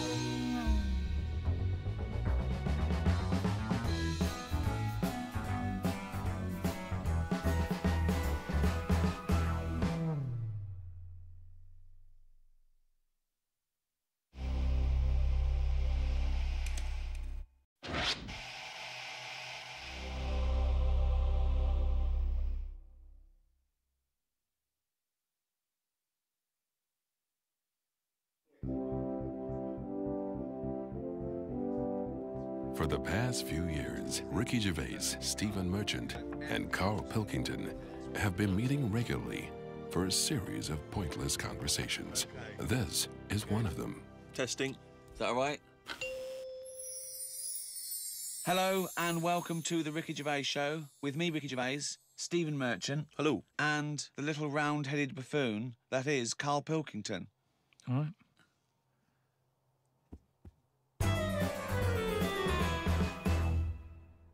Let's accept, right, that at some point, about 13, 14 billion years ago, there was nothing. There was no space for the nothing to be in. There was no darkness, no light, nothing. Okay, literally nothing, except what is nearly a point in space that contained everything in the known universe, okay? Suddenly, that exploded, and in a matter of minutes, the universe was pretty much as it is now. And in all the debris, and all the dust, things started to cling together, one of which was the Earth. Can I have Carl pick up the story from there? Probably nothing for quite a bit. Okay. Yeah, Just sort of floated about. yeah. But it wasn't causing a problem because it wasn't annoying anyone. No, You see, we don't get a chance of that these days. no. You pop something down, someone says, move that. Dangerous, what is it? Yeah. Back then, nothing. So it's hanging around, and if you leave something somewhere, something will sit on it. Right. Okay, if you leave something somewhere, something will sit on it, yeah? Yeah, something had to sort of happen, didn't it? I tell you what it's like. Go on, In the same way, penicillin go on, happened. go on. It was the bread was sat there. It goes off. Air would have created the greenness. Oh God! This sounds like the Bible. That is like the Bible. Air created the greenness. That's amazing. Carry on, because I want to. I'm learning here. I'm learning. And once you've got something, that leads to otherness. This is like like a monk. Who sat down. Oh, We're all that's sat cross-legged amazing. listening to the wise old man. I know. What are you going to do? I'm going to write a thing of how everything was created. But hang on, carry on, because Really? I'm interested. Yeah. So where Well, are we? We had greenness, and now we've got So something. the air created the greenness, and then what is it? Then we have what was Just it? otherness from the otherness. greenness. Because once you've got From greenness comes otherness. once you've got one thing, others come. Yes. The air created the greenness, then you got otherness. If you create something, others will come. Build it and they will But come. it's sort of right. No, I'm not saying I agree. No, so, but take me on. Continue this story, because this is fascinating. So, where are we now then? What if I was to stand on the Earth at this moment in time? What would I see? Not that much. You wouldn't want to stay. But there's greenness. Little patches Little of greenness. patches of greenness. Okay. Little bit of rubble knocking around. A bit of rubble. There was a bit of rubble. Okay. We've still got a long way to go. We want to get to life, don't we? Okay, let's skip forward then, Carl, to life. So everything was right, okay? It was the right distance from the sun, okay? Yeah, but even if it wasn't, wait, we would still been created. No, we wouldn't. We would. have. Something No, we would have wouldn't done. No, we wouldn't have. I want to hear Carl's opinion on this, Rick. I'm not interested in facts. I want to hear Carl's opinion. So are you saying if the atmosphere, right, around the Earth wasn't about 99% nitrogen oxygen with 1% other gases, we'd have still had something else? Something would have been around. What would I'm it not have saying been? it might be better than us. It might be worse than us. What would it look like? Well, it's hard to say, because they say, don't they, that it's the conditions that mould you into the shape and colour. Sure. And everything else that makes you the person that you are. Okay, let's take Pluto. We know that's the farthest away. So it is dark and cold there. Right. How do you imagine the creatures that will develop there will Big look eyes like? and hairy. But how did they evolve? How did they evolve, though? Because we they evolved. can't just... Hang on. You always say animals change to suit the conditions. I'd have thought if planet's dark, you don't need eyes, because things that live underground or at the bottom of the ocean, they don't have eyes or colour, because there's no point. Yeah, but what I'm talking about, are we saying we're living inside Pluto or on the top of it like we do here? Why would we live inside Pluto? It couldn't support life, full stop. But this, is one of the most ridiculous conversations we've ever had. He's seriously because everything's based on a ridiculously false premise. No, Carl, We're saying now that the world's overcrowded. right, There's too many people on it. right.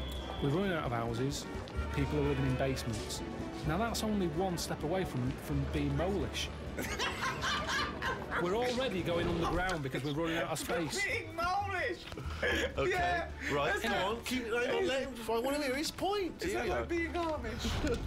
So Go what see you're the saying? Polish people. They don't acknowledge the crust of the Earth. So you're saying within 5 years there's going to be sort of mole-like people living in basement flats with no eyes? But hold on though.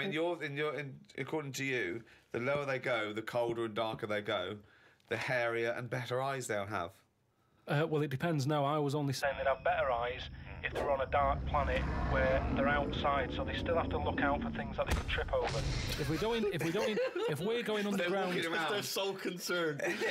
That's the whole evolution. It's like, oh, we don't want to trip over. I don't want to graze my knees. You've got knees. They got them on Earth. Coincidence, isn't it? Hub. Do you recycle? I don't really do all it. I don't separate stuff. I don't sort of put there's the cans, there's the paper. You don't do that? You just throw it away, do you? Because Oh, that's not bad. recycling. That And they annoys can't me. do anything with that. That annoys me when you're just putting it in landfill, mate. Come on. Yeah. But I haven't got That all the annoys bins. me, There that. isn't enough room for all the bins. Yeah, we have to do. You've got a recycle box you stick outside. Yeah. What are you on about? Recycle box. Yeah. I haven't got one. Well, no, you got to ask for one. I tried to get rid of a sofa, right? I was getting a new sofa, had the old one. You try and get rid of one of them, it's murder, right? Called up the council, said I want to get rid of it. They said we're not coming round there till Friday. It was like a Monday. I said it's in the way. So I put it outside. They said you put it outside, you'll get a fine. I said yeah, but you don't know where I'm going to put it outside. Yeah. It's not outside my house. No. So they said, well, you do that. We've got your number. What's the there. sofa like? It's a beige one. Well, if we see that. Right. So they said, if you want to pay to have it collected, we can come and get it tomorrow, 30 quid. I said, I'm not paying for it. It's madness. Yeah.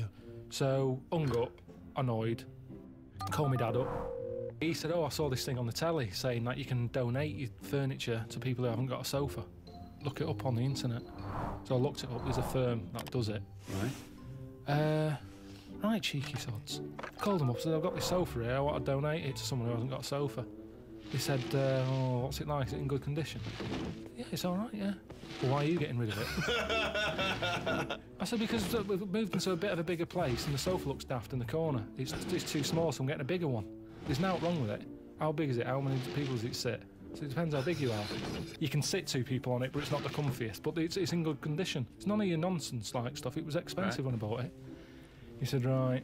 He said, is it safe? So I said, what do you mean? He said, is it fag-proof? So I said, I don't smoke. He said, well, go and get the, lift the thing up. He's got me running around looking at my sofa when I'm giving it away. I had to lift it up, it had a picture of a fag on it. I said, yeah, it's got a picture of a fag on it.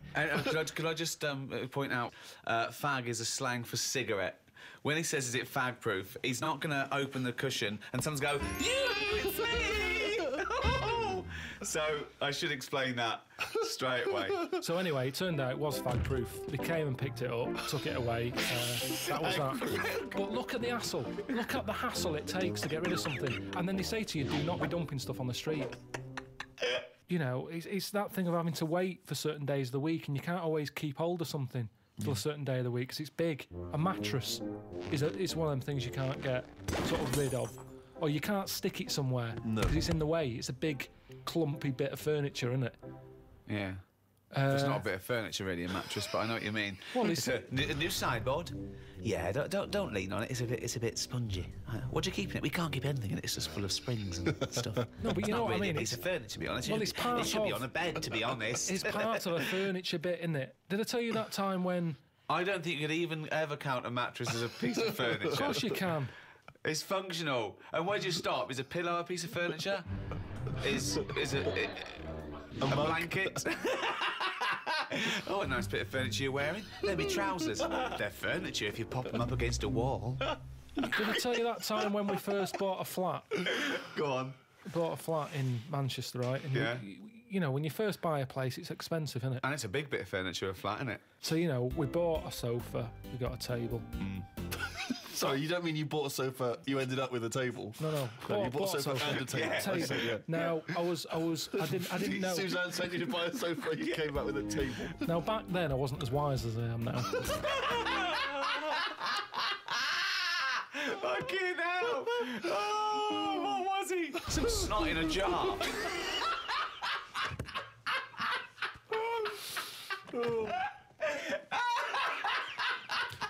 Can I just apologise to any snot in a jar that's listening and was offended by that comment?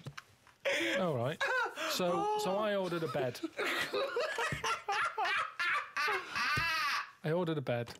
Yeah. It turned up. Oh, well done. Fucking hell, that's a victory. I thought nothing went down shit creek this time. That's not the end of the story, is it? No. So I thought I'm going to get this in the bedroom, set it all up. Suzanne comes home from work, the bed's done, she'll be well happy. Yeah. So I get it all up there in the lift and what have you. It seems like I'm missing something here. Put it together, no mattress. How would you not notice there was no mattress? No, just because it's like, you know, I'm thinking, yeah, I've got all the screws, I've got the slats for that at the bottom, there's the post and that. So put it together. Where's the softy, spongy bit of furniture that usually sits on top of the more rigid bit of furniture? So I called them up and said, there's no mattress with it. He said, no, it's not part of it. So what do you mean it's not part of it? A bed isn't a bed without a mattress. It's a climbing frame, right?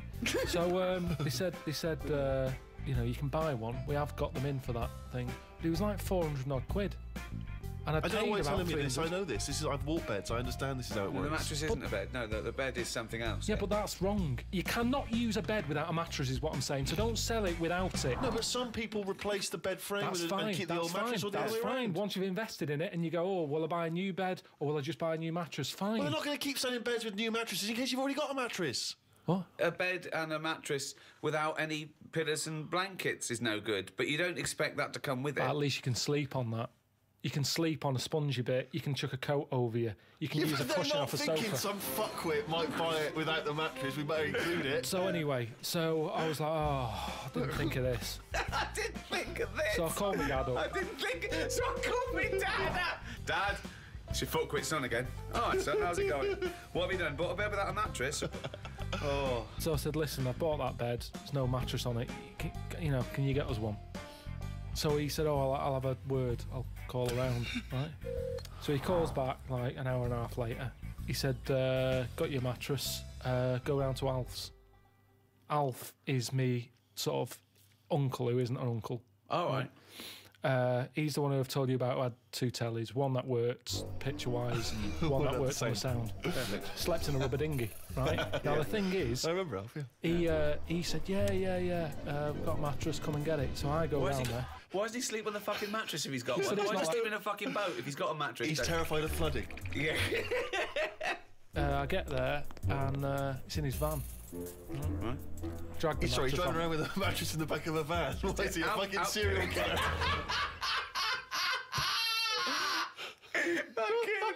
So I thought Suzanne's going to be happy. Dragged it out of the van, chucked it in the car. Thought she won't even know. Do you know what I mean? Right. So I dragged that back. You know, am I going to make it rush hour by this point? You know, she's going to get home. Anyway, get home, drag it into the lift and what have you. Drag it up, drag it into the bedroom, stick it on. Prostitute falls off it. Put a sheet on it and that. Suzanne comes in. She goes, "What is that smell?" So I said, "What?"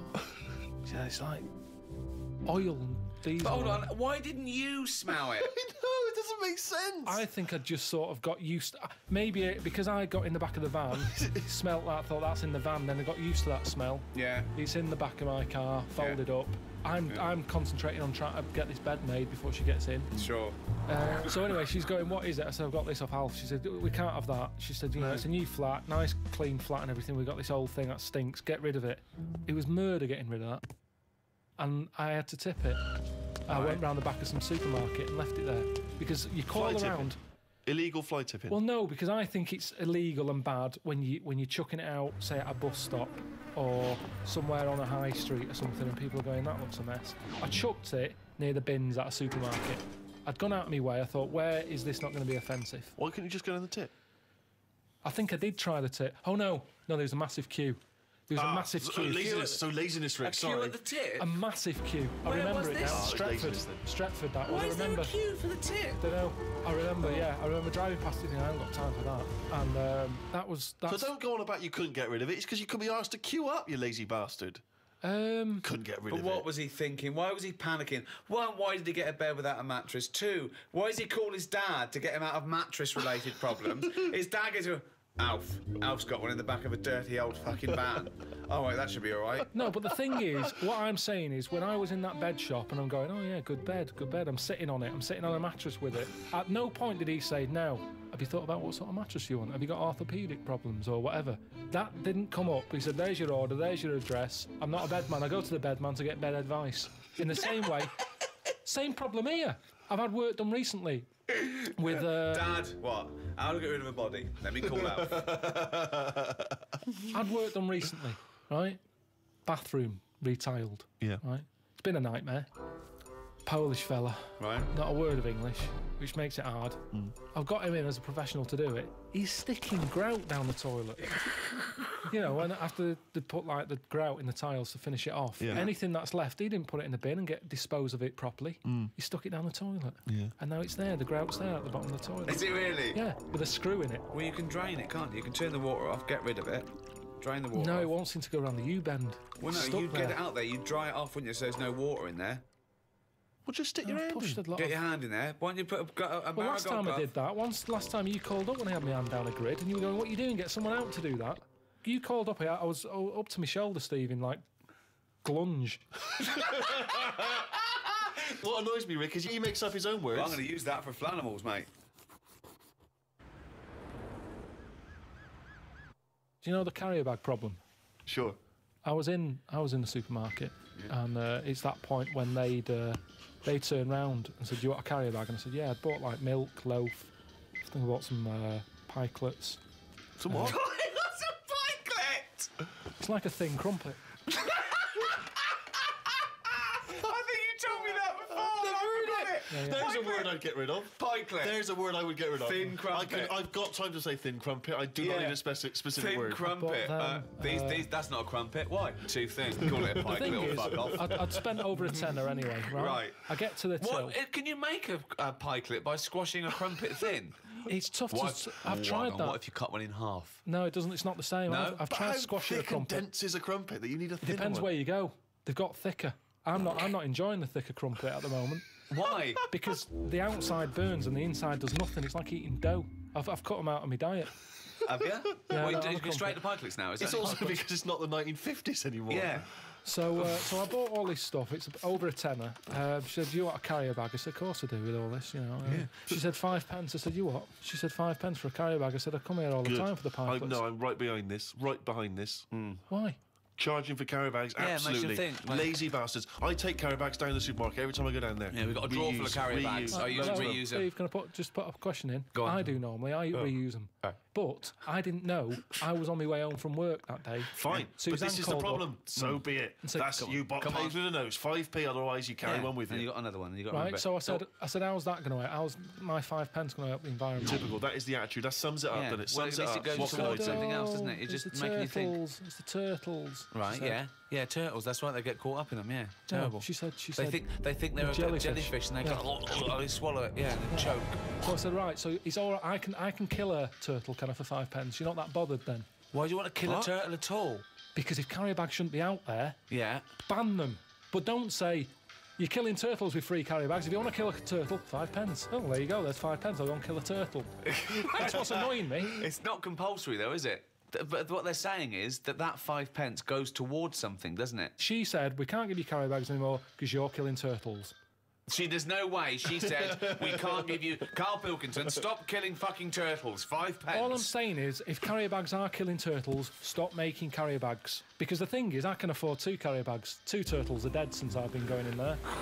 So what? So does it matter? Does it matter that much or not enough or what? What's the point here? There could be, for that 5p, you could get a little fella out there, when he sees a turtle going, he goes and sticks his finger down his throat. But what taste are they getting out of a jellyfish anyway? Wow. Will they? Carrier bag's better, innit? It gives... Oh, it's pikelet. Someone threw a perfectly good pikelet away. Talking about the Earth, Carl is going around the Earth. I've only done Egypt so far. And what do you think of it? They're probably the greatest and earliest civilizations. Yeah, but they harp on about that a lot. Well, And it's like, that's slowing them down, I think. Unlike the English, we don't drone on about our great past. no, But we shouldn't. yeah. I don't think we should. Carl, Move on. you go on about doing boxing when you turned up once and got battered by Leroy. Yeah, because you asked me about it. But Right. the thing is, they're constantly... It's like they haven't moved on. Everywhere you go, you see the Sphinx or a pyramid on something. And it builds it up too much. So that when you actually get there, you feel like you've seen it so many times that it doesn't impress you that much. But I like the... you know, it's different. I liked all the, you know, locals and stuff and the way they are and that. And that's good, isn't it? Are they? Just a lot of old people. Yeah. A lot of old and the young mix more than our lot do. There was only a couple of things that I didn't like, and that was the toilets. Toilets are pretty depressing. Sure. Why? What's up with them? Just, it's just a hole in the ground, isn't it? And I like the toilet. It's sort of, you know, me time. And to sort of go in one of them, you don't want to hang around. It's sort of, you just want to do the job and get out. But my insides don't work like that. They like to sort of relax a bit.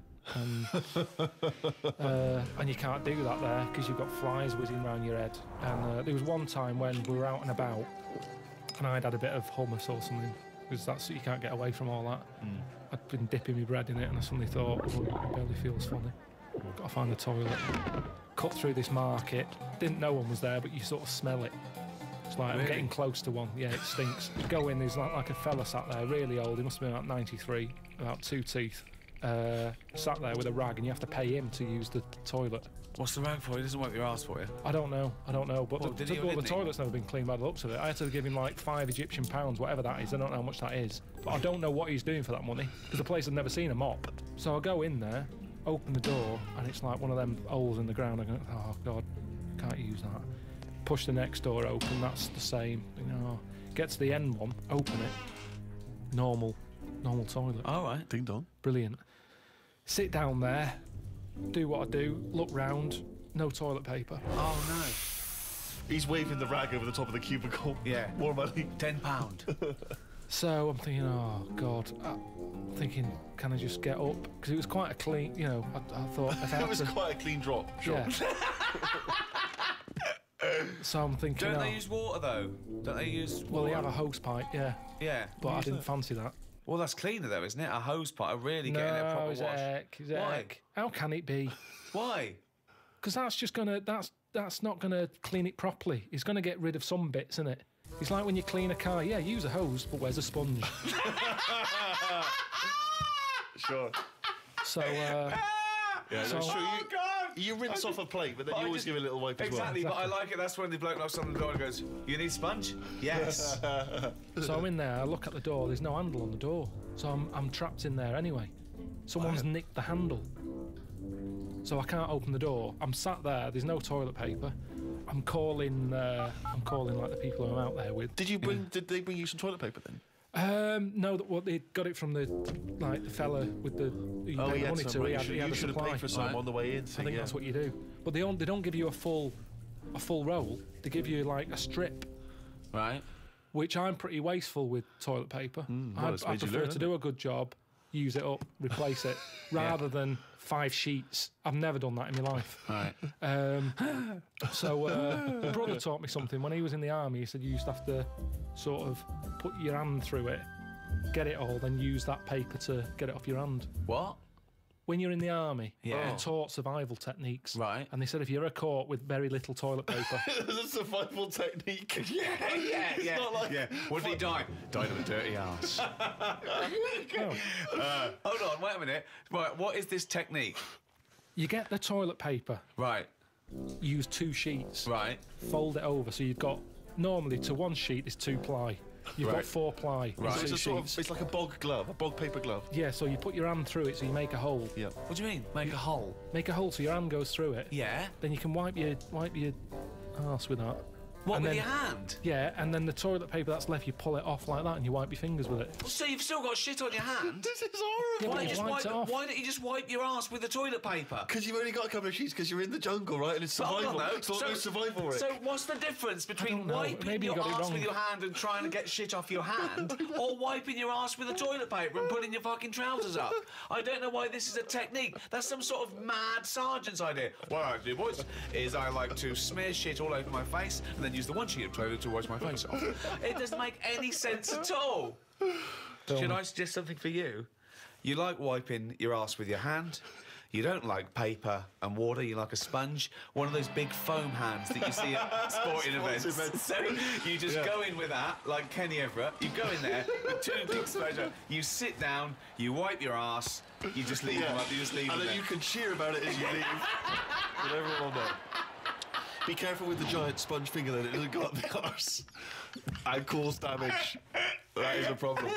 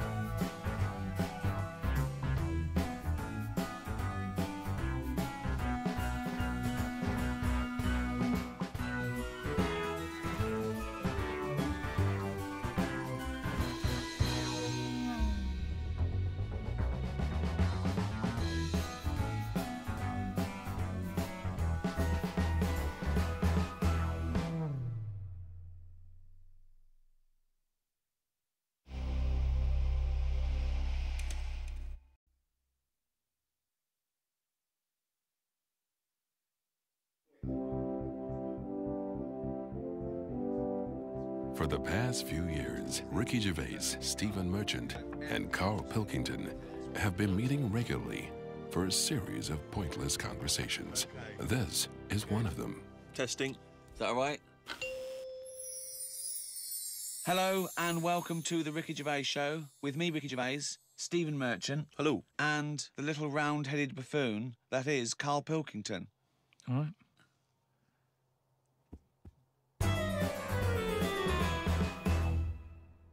In ancient Greece, every year, 500 people would be selected from that Grecian society, and they would have to sit there that year, and they would propose laws, and everyone else would vote on them. Now, if you're in that position, all right, you're called up, what rules and laws are you instigating? You might go, right, I want an egalitarian society. I want freedom for people. I don't want slavery. I don't want any sort of oppression. Would that be high on your list? Well, you could say, you know, when I worked at Cordon Bleu, there was times when I thought being treated like a slave here. You weren't though, because yeah, you were being weren't, paid definitely and you were weren't a free. slave. So. What do you mean? I wasn't free. I was on like from 9 till 6. Yeah, you had the choice to leave the job. Slaves didn't have the choice to leave. I didn't have a choice. Yeah, you did. The only yeah. other choice was Tesco, and they'd already turned me down. No, that's not. That I wasn't had no choice, That that's wasn't why. that wasn't the lack of choice given to most But the slaves who built the pyramids, that wasn't an option for them. It wasn't like they could go and, well, I can get a better gig on the Sphinx. Yeah.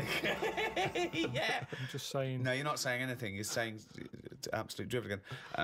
Here's a little Greek proverb for you. A society grows great when old men plant trees whose shade they know they shall never sit in. What do you think of that? Do you understand? Yeah, just saying. They're planting a seed. They grow a tree, but trees take ages. Yeah. It takes a long time. Yeah. That old fella's not going to get any joy out of that. Right. But if he's lucky, Yeah. fella next door might have done the same years ago. So it's all about sort of planting a seed, looking after each other. That's great, actually. It's not. I don't think it's directly it's what almost, it means. It's almost the point. Yeah. That's good. Yeah, I think he means that future generations. But yeah, if the next door neighbour had done that, then yeah, that works as well. But but you seem to agree that that's a good point. Do you agree that seems a good point to you? But I'm sort of guessing he enjoyed gardening anyway. Part of the enjoyment was in planting that seed. we should have. It's the old metaphor problem again, isn't it? I know, yeah. It's not specifically about trees. But as a metaphor, what he enjoyed is the fact that he's added to society and human life, and he's got a legacy and all that. But by the same time, when I went to Ibiza, right, well there they have motorbikes, people flying around on them, people don't wear helmets. You might even get 3 people on a moped. I saw a farmer with a goat in a basket. They don't care. They're whizzing around at high speeds. A lot of deaths there. Yeah. And they'll have a lot of those areas where someone's come off, been killed. People put flowers there. Yeah. And because that happens a lot, it's a lovely green island. Now here, we're saying wear an helmet. Well, you're saying that all the deaths make it nice because It there's makes flowers. it lovely. Because there's loads of flowers So everywhere. with death comes beauty. So that's another metaphor. You can have that one. That was one of the most tortuous things I've ever... That was extraordinary. But look at London. That was extraordinary, Carl. Right, Carl. Well, look at London, though. Let me finish my point. Let him finish his point. Let him finish. I'm intrigued. Right, London, a councillor with his clipboard. Need a speed bump here. I saw someone doing 35. Put some traffic lights there and a pedestrian crossing. Pelican crossing there as well. And a speed camera. Right. Horrible and grey. Okay. No flowers. But you still see flowers left behind where people have died in terrible accidents. They're not you very see that good all the ones. time. He's stuck to a lamppost with elastic band round them. They don't look nice. He's not the quality of flowers. Yeah, but the point is this. The point is Some 15-year-old got run down and you're disappointed at the quality of the flowers. Look at this, Suzanne. Fella lost his head here. Geraniums? Geraniums? Fella lost bloody head? Well, Fucking So hell. we have funny you to say that, encourage though. gun crime so that people get shot in inner cities and then we can put flowers up and beautify the area. Is that No, what but you're if an saying? area's nicer to look in, nicer to be in, if it's nicer looking, you don't get people speeding around like lunatics. Because they go, I'm not in a rush, I'd quite like to slow down But here this and is look so at the flowers. complicated. So now what you're saying is because an area is grey and gloomy, people speed around to get out of it. In the course of doing that, they knock people down. But then flowers are put up, which then makes the area beautiful, thus stopping people driving around at speed so death no longer occurs. Well, they're cute to get out of their cars to put down flowers. Then they get knocked down. Yeah. Other people on their way to put some flowers down. Yeah. Just sometimes people have to die, don't they? There was a fella outside our house who had a lamppost. He had a helmet on, but his head come off. You made me laugh at a man's head coming off because the way you said it. But that's the thing. He had a. Oh God! There's a man who died in a house. He had a lamppost. He had a helmet on, but his head come off. So you're saying that because in that one instance, the helmet did not save his life. His head was in great condition. It's just not attached to his body. And that's what I'm saying to you.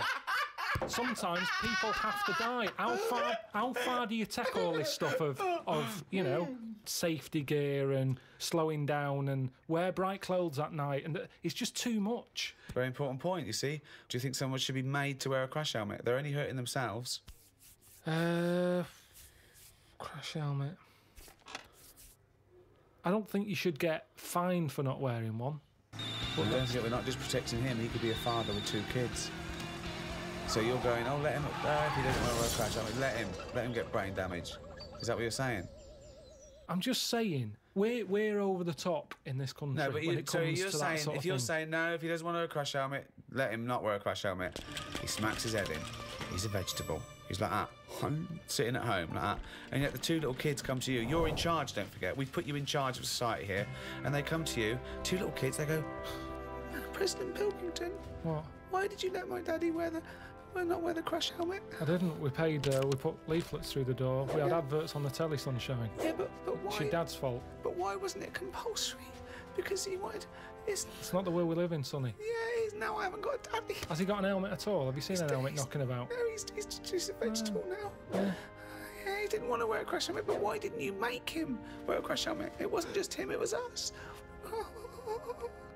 Why did you turn my daddy into a vegetable? Where's your mum? Mum left when he kept going on about not wearing a crash helmet. I'll put you in a home. I just think, you see, this is the problem. Everyone's looking for someone to blame.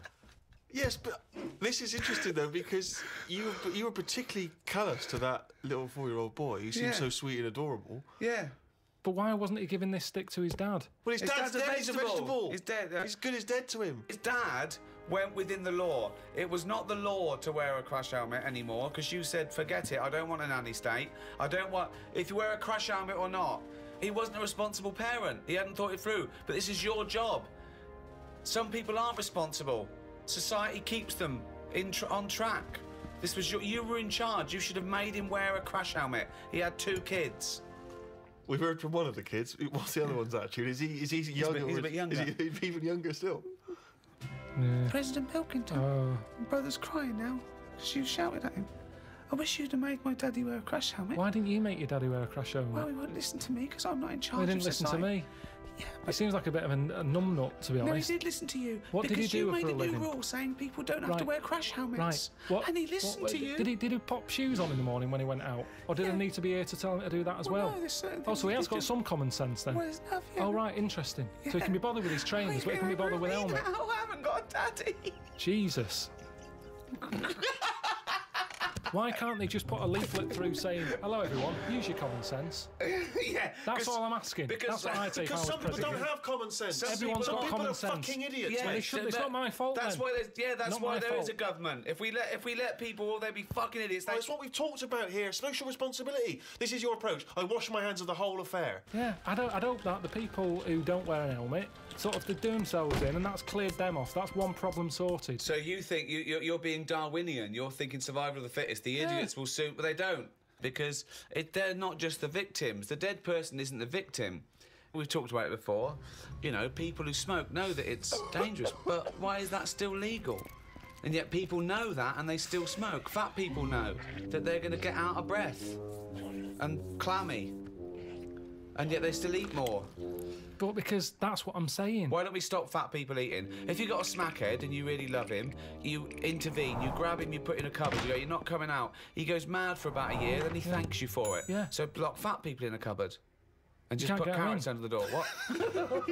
The thing is, there's got to be some responsibility. Now, if it's your own fat kid, stick him in your cupboard. But what I'm saying is, as a counsellor, I'm not spending taxpayers' money on cupboards to put the fat kid in.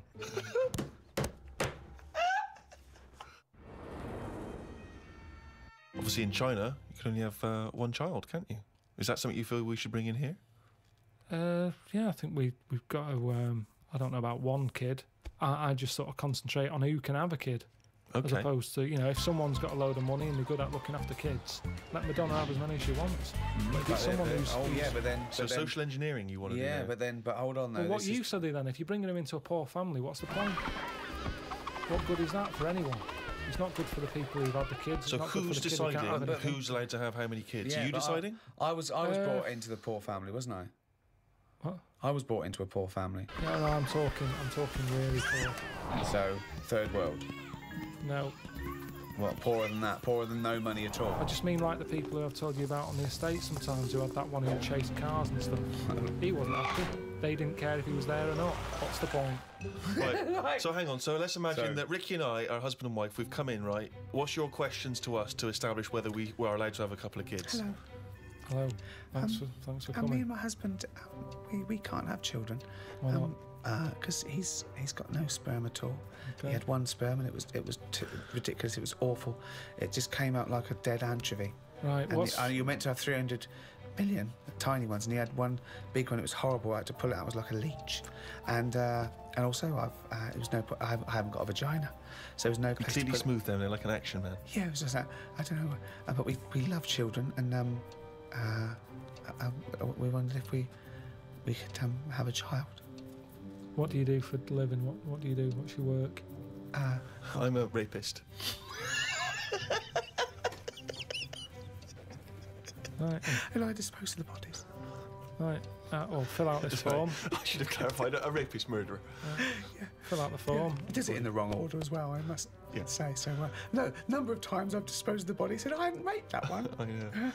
Just wondered what else you need to know about us. Because even though That was our little joke, by the way. He doesn't rape. I work in an office. He works in an office in the town. But yeah, I'm a housewife. She's I think a that housewife. I'm making a little nest for when we adopt a little child. we don't earn a great deal of money, but we're good parents. We're we very think. good parents. What's that based on? How have you Well, we're managed to good come up people, you know. I mean, aside from a few naughty jokes. We're God-fearing people. We believe that God is watching all of us, and we believe in the Old Testament. And sometimes he tells us to kill and rape. yeah, sometimes he does. Yeah, We're joking again. We're of joking course. again. Or We just don't. a We, joke, just a we don't joke. believe in God. We're firm an atheist and believe that our time on earth is all we have, and then when we die, we become worms meat. Right. Well, you filled out. But the we've form. already painted the back bedroom. That's ready for the little child. We painted it black because we want our child to be a Satanist. Right. Joking again. Little joke from us. We want him to be an accountant, Yeah. gay accountant. And there's too much in society where people are pressured to be heterosexual, so we're going to try and make ours a homosexual. Right. So you filled out the form. Fill out the form. Yeah. We'll pop that in, get it processed. Okay, but what kind of questions are you going to ask us? None really. No. It's just my job. You're happy. You're Just my happy with job us. to pass the forms on. We've passed the interview. Because that's the sort of world we live in now. Oh God! You've obviously heard of the famous Rosa Parks incident, in which she was obliged to move on the bus from where she was sat to somewhere else, and she chose not to, and she was arrested for it. Became very much a sort of figurehead of the civil rights movement. Had you been travelling on that bus? What would you do? And am I far from where I'm getting off? So once again, you can't just nip out at the next stop so you can wash your hands of the whole affair. No, you're on that bus. You've still got a number of stops, so you've got to stay on that bus. You've seen this bus driver demanding that she gets up, gives up that seat. Maybe she's given up that seat for you. I'd probably go, it's all right, I'm standing, I'm all right. What if Suzanne wasn't allowed to sit with you on buses? What if now a law came in that women were second-class citizens and she can't come with you? Wouldn't you go, no, fuck that, she's sitting with me? I'd say we're only going around the block. We've been to the shopping centre.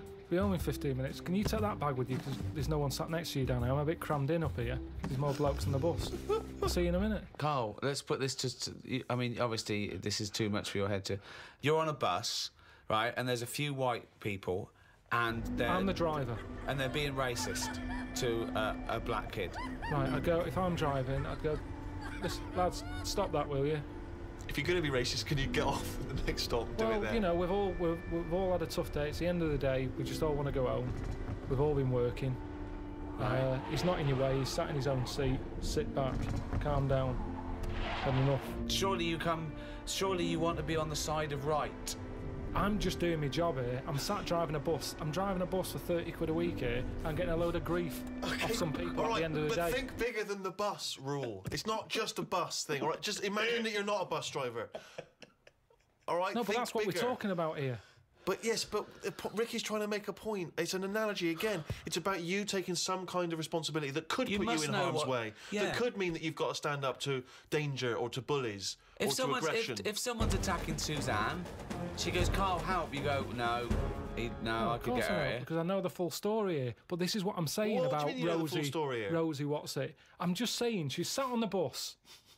How did it work? She got on the bus. She sat where she wanted. No, I'll tell you how it worked. It was up to the driver's discretion to change where black people could sit depending on the number of white passengers that got on. So she sat in a seat, so more and more white passengers get on, so this bloke decides, well, no, actually this is no longer the black section, there is no black section because there's enough white people, you've got to stand up. And she decided, no, I'm not going to get up. It's my right to be able to sit on this bus as a person, as a human being, not whether or black or white. And that was why she got arrested. On a different bus, on a different day, it might not have turned out that way.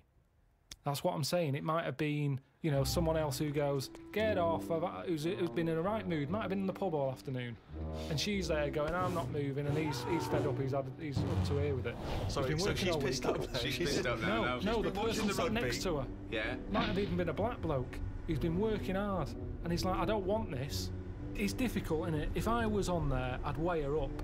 You know, is this woman doing this as like a good cause, or is she just a trouble causer? Because she just seemed like, you know, I'll do what I want.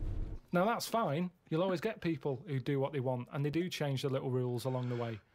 But I bet when she was doing it, it wasn't like a big stand up. This is the day I'm going to do it.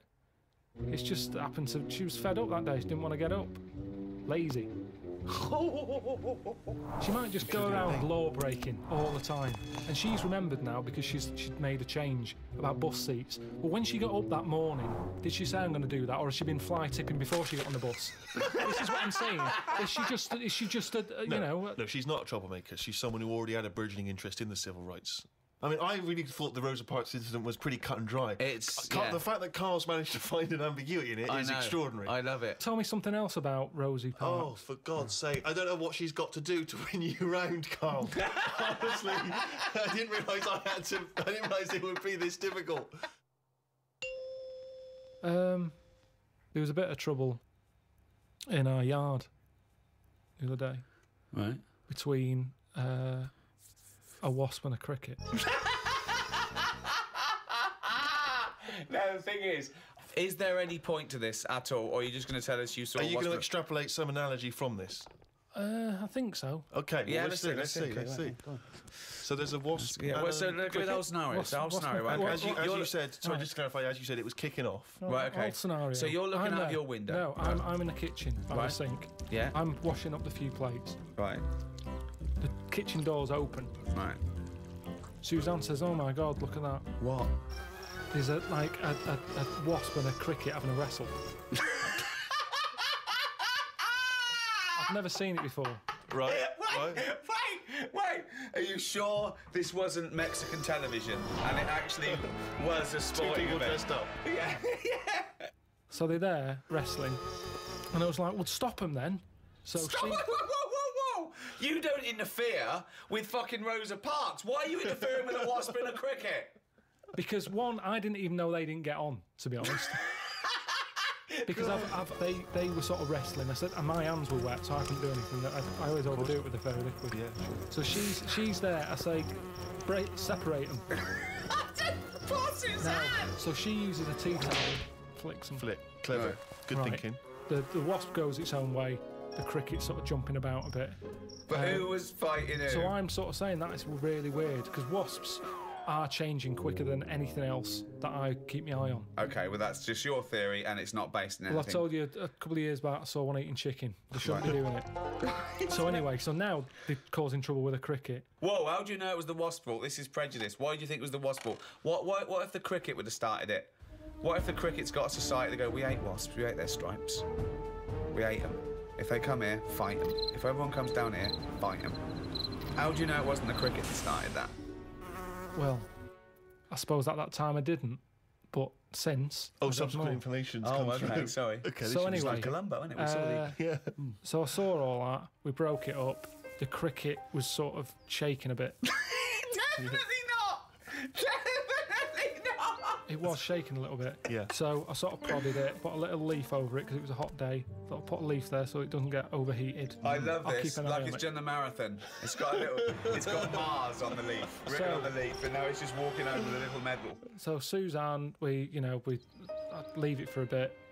Leave Get it. on. What did About you half say? an hour, about left it for half an hour. What did Suzanne want to do? She wanted to interfere, did she? What did she want to do? Just sort of like. No, she just sort of said, leave it, stop messing with it. It's probably a little bit knocked out, a little bit stunned. Sure, let's Right. get on with our lives, she said. Yeah. So I put the leaf on it. We go off, and half an hour later, I get back in. I said, I'm going to go and see the Where'd you cricket. go? Where did you go? Just for a walk.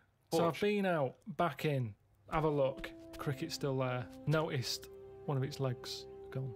Oh. Don't know if the wasp did that or the tea towel flick. Well, Right. this is when I got the computer out, Right. had a look. What happened is the wasp apparently does this a lot, and it stings them in the head. Right, not this particular. If there wasn't like a little profile of this particular wasp. on a kind of It's just police it's just website. an incident that Just happens a generally lot happens within between wasp community. wasps and crickets. Right. So it stung it in the head, and what happens is it's that whole thing that we talked about before, where it lays an egg. Right. So I was sort of having a look, seeing if I could see any sort of holes in its head, and it just kept sort of moving its one leg, like, oh, I can't handle this. We've got one big leg. One big leg at the back now. It's normally got two that it uses to jump. So you were worried that crickets aren't aware of the dangers of wasps? I just had a look online and saw that, it's a popular thing that happens. It's sort of like a bit of a mugging. It said you can leave them for about half an hour. They normally come round and they don't know they've had an egg put in their head. But There's no way it said leave them for half an hour and they come round, they don't have an egg. But there's no way it said But that. he said they're normally stunned for about half hour. Have you had an egg put in your head? Fucking ostrich egg, by the way, it's coming out the top. So anyway, I picked it up, I placed it under a little tree. I said, it's in the shade again. No wasps can see it there. Let's just leave it. But you've just left that cricket to now die in agony when that maggot goes round his head and comes out a wasp and leaves the carcass. Well, this is when Suzanne came up and said it wasn't moving. I sorted it. You sorted it. Just sorted it. What you did wanna you say do? anything What else? did you mean? Well, I said, what do you mean you sorted it? She said, Read it's between best the if I lines. don't tell you. Right, sorry. I've done. But, She said she sorted it. wait. Do you think that we're in the mafia and we're being wiretapped? Say what happened. No, well, she just said she sorted it, and I said, what, sorted what? Because I'd forgotten about it at that point, I was painting. And she Right. said the cricket. Right, what do you think she meant by sorted it? Well, by the look on her face, the way she said it, I've known her for long enough, so I know that she meant it's not good news. Yeah, so what happened? So from that, I took for granted she means Say it! I've stopped it being, it's no longer in misery. So what do you mean? What? What did she do? She crushed its head with a stone, She got a tiny head-shaped stone and squashed it, because that's where all the action is, isn't it? So she said it was too cruel watching it sort of shaking about with its one leg and stuff. You had to kill it. I imagine I had this vision that one day a giant Suzanne wasp. just having to say to his parents, I sorted it. I sorted it.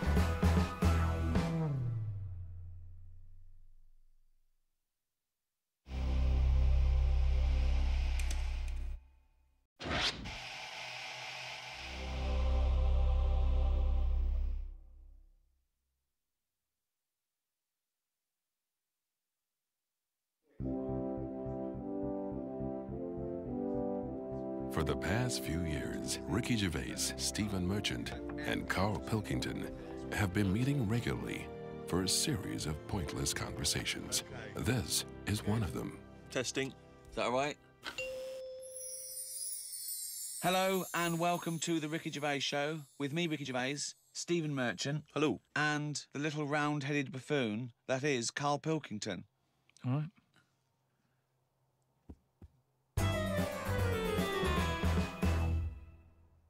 Been a weird year, hasn't it? Go on. No, I'm just saying, you know, when you look at it like that over a year, Yeah. just a lot of stuff has gone on. What's stuck out for you? If you were doing your own review of the year, what would you put on the front cover? The grub that was eating biscuits on the windowsill. Right. Just because, you know, it's I never thought I'd see that this year. So It was just I was there on the computer. I was having a cup of tea and a biscuit. I put the biscuit on the windowsill.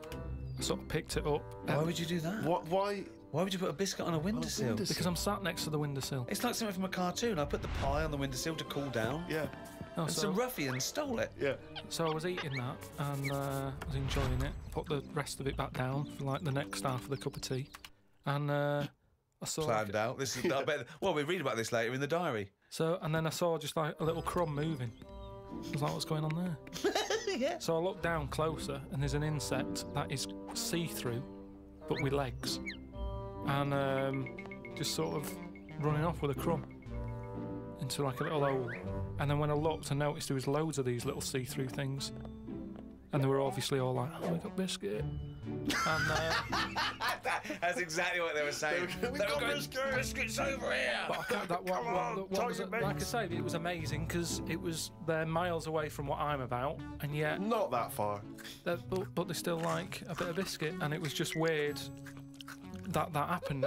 And that's what's nice, isn't it? That's what's nice about the nature of the world. You know, we can invent iPods, we can bring out better vacuum cleaners, but at the end of the day, you can't make nature up. And to see this see-through thing eating a biscuit, that's where I've sort of gone this year. I'd say out of anything, I've sort of gone out of my way to learn more stuff about weird stuff that's out I don't know what you've learned. You've learned that A creature which you can't even identify or you name. don't know, right? You don't know what it is, right? Looked like it nicked a bit of crumb. I don't know what knowledge is that. What is that? How is that useful? Just because everything is changing. But it's not useful. It's not useful to you, and it's not useful to anyone. You can't pass on that as knowledge because we don't know what it was, But Carl or where thinks, it happened, or why it happened. But Rick, Carl thinks that the grub has an inkling, has a taste for McVitie's in the same way that Carl does. That's why Yeah. he's from Mace. He's thinking, I can't believe it. We both love hobnobs. As It's opposed to just being extraordinary. taking the He would have starch eaten from the anything. flour. Yeah. Exactly, yeah. But what I'm saying is that these things have been around for years, Yes. maybe longer than us, Yes. right? Now, their life isn't changing in the way that ours have. They still live in a little crack in the wall, Yeah. but they're eating biscuit, and that was never meant to happen. The squirrels in the park, because people are feeding them Mars bars and everything, they're getting fatter, they're getting bigger, they're getting more violent. Now, over time, you know, they're going to cause more trouble than they What are now. evidence have you got What that do they're you getting more think? violent? Just because when I'm sat in the park and what have you, they really like cocky. They come up to you now and sort of jump up on the bench and sort of attack you for food. They're not happy with acorns now. They want a bit of croissant. And that's what I'm saying. They've changed. They're changing over time. Just like that grub having a biscuit. Everything's trying different food out. He'll want a gatto soon. Everything's getting more intelligent. The goldfish memory's got better. Chickens are more intelligent than people thought they were, apparently. Everything's... Time makes you more intelligent. Well, No, they do. That's a fact, isn't it? If you're knocking around longer, then you're learning more because more stuff's going on and you soak it up. And that's what these insects are doing. They're all learning. You know what I mean? No. I saw a cockroach playing Pac-Man. It was on the internet, right? And somebody had linked up a cockroach to some. I can't even be bothered explaining it, but But that's what I'm saying. Everything's moving on. Yeah, but Pac-Man's like such an old hat game, man. It's like from the 1980s. Yeah, that cockroach is so. Oh God, get a life, man. Hello, PlayStation 3. Is Hello. Hello. Yesterday's cockroach. Oh. Fucking hell. All I'm saying is, I do watch a lot of insects and stuff, and you never see them wasting time. They're always doing something. An ant's carrying something somewhere. Sometimes I watch it and it goes somewhere and comes back again. You think, does it know what it's doing? But at least it's trying. What you? Now, if there was a What is it doing though? What is that ant doing? work, it's building a house or... What's the point? It's everything it does is pointless. How can you say that? It's pointless. I'll tell you what, if there was a bigger sort of being looking over the world and they went, right, let's look at the human race, and, well, they'd look at the ants first and they go, right, they've got their hands full, they're carrying big stuff, they try to save time by carrying stuff that's way too big for them, really. They could do that between three of them, but they don't. They're all grafting hard. Then they go, right, hit the human button. They hit the human button, they watch the humans. The amount of people who are just sat about doing now, Lily Allen in London at 2 a.m. So what? What are we doing? I agree with you, but what are you doing? You see, the ant analogy, joking aside, I think there you hit on the fact that life is about working for what you get. And I'm right behind that. I am right behind that. I think that's I think that's absolutely true. That's what I meant. What's dangerous is... A boiling kettle to an ant. At the end of the day, right... Yeah, but that's evil, isn't it? What? You know, I mean, you sometimes make out as if I'm an evil man. We had an ant problem in the garden. Suzanne said, we've got to get rid of these. And I said, well, it's a bit out of order. They are outside. And she said, yeah, but there's getting a lot of them. She went and popped the kettle on. I said, I can't handle this. I went in, right? What? You didn't want to see the ants burn? That's sweet. You know, they're there. Yeah, they might be causing a problem, but I don't want to see this mess. Now, the thing is, she went out, she poured the hot water on it. I left it a few minutes.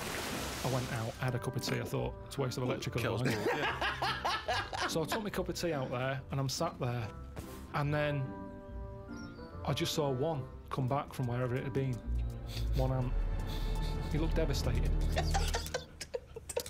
Because that had been away. As far as that was concerned, it had been out to get a leaf or whatever. Came back, devastation. And it's that's the thing. He summed up death for me. That the ants that are dead, they didn't know anything. Suddenly they were there. Next minute, load of water, dead. It's the people who are still living in life that are the saddest, aren't they? After death. And that summed it up. What do you think? That ant would have been better off being there when it happened. How could you tell the ant was... What do you think? So you saw him... I mean, they run around in circles anyway, don't they? But this was just kind of going, what's going on? And what did it slow down when it got nearer the nest? Did it drop the leaf and then you see it run the last few inches? It just kind of got close and it was like a double take almost. Almost like it got near the hole and then it was like, hang on a minute, this can't be it because no one's around. And then it walked on and it went, no, it is the hole. And it went back and it just sort of stopped for a minute. Ah. And that for me, that's the sort of thoughts. Things that you can look at as a human and appreciate it and understand it and go, yeah, that's true, that is like life. Instead of, oh, am I awake? Am I asleep or what? No. But you might as well be asleep because you're doing nothing else. Oh, God! I was in the supermarket recently, just walking past the condoms, and you never know when you're going to run out of balloons. and I was weird because the condoms in the supermarket are contained in a kind of cage, in a plastic cage, so it makes it all the more embarrassing buying them. So I'm trying to open this thing, and this guy who works there, sort of in his middle-aged guy who works there, goes, you have to take that to the checkout. So you can't open that yourself. And so I just left it. I thought, forget it, I'm not gonna take these to the counter, because you never know. It's like if you get served by a woman, it's still a bit embarrassing, particularly if that's all you're buying. Because she knows what you're up to. You're gonna fill them up with water and throw them at students. And anyway, the reason I mention this is because it reminded me of the conversation we've all enjoyed in the past, Rick, about when Carl bought for his girlfriend for Christmas. Was it a 2-pack? A 2-pack of what was it? Condoms. Wasn't it about buy one get one free? Yeah. So that was a couple of years ago, Carl. The famous condom gate. Have you bucked your ideas up since then? I just think that as time goes on, you don't sort of buy each other as many presents. Oh, so sorry. That was a bumper year, was it? That was a hell of a. She went. Oh, I remember when you used to buy me stuff like condoms. It's gone downhill since then. Well, no, she your didn't know presents. she was getting them. What I mean is, there's less. Of course, surprises. she didn't. That's what I mean, though. It was sort of interesting to when I gave them her and said, "There you go, open them." She was not expecting that. And as time goes on... No, she was probably expecting a piece of jewellery or a holiday in Paris. It's more difficult, is what I mean, to surprise someone, innit, over time. No. But the surprise thing is meant to always be a good surprise.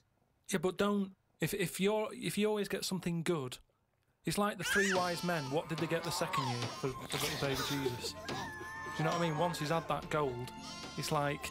I've sort of made it hard work for myself there. I've got to get him something better than that now. So it's best to give him the myrrh. And next year, get him the gold. It's like how you know how like people make a big thing out of having it away for the first time, and they go, "Oh, I'm going to do that tonight." Not the way to do anything. You won't get anything done by planning. That's a quote. That's an amazing quote. That'll be up there with Newton and Churchill. You don't get anything done by planning. Oh, he's only going to write it down for a whole fucking year.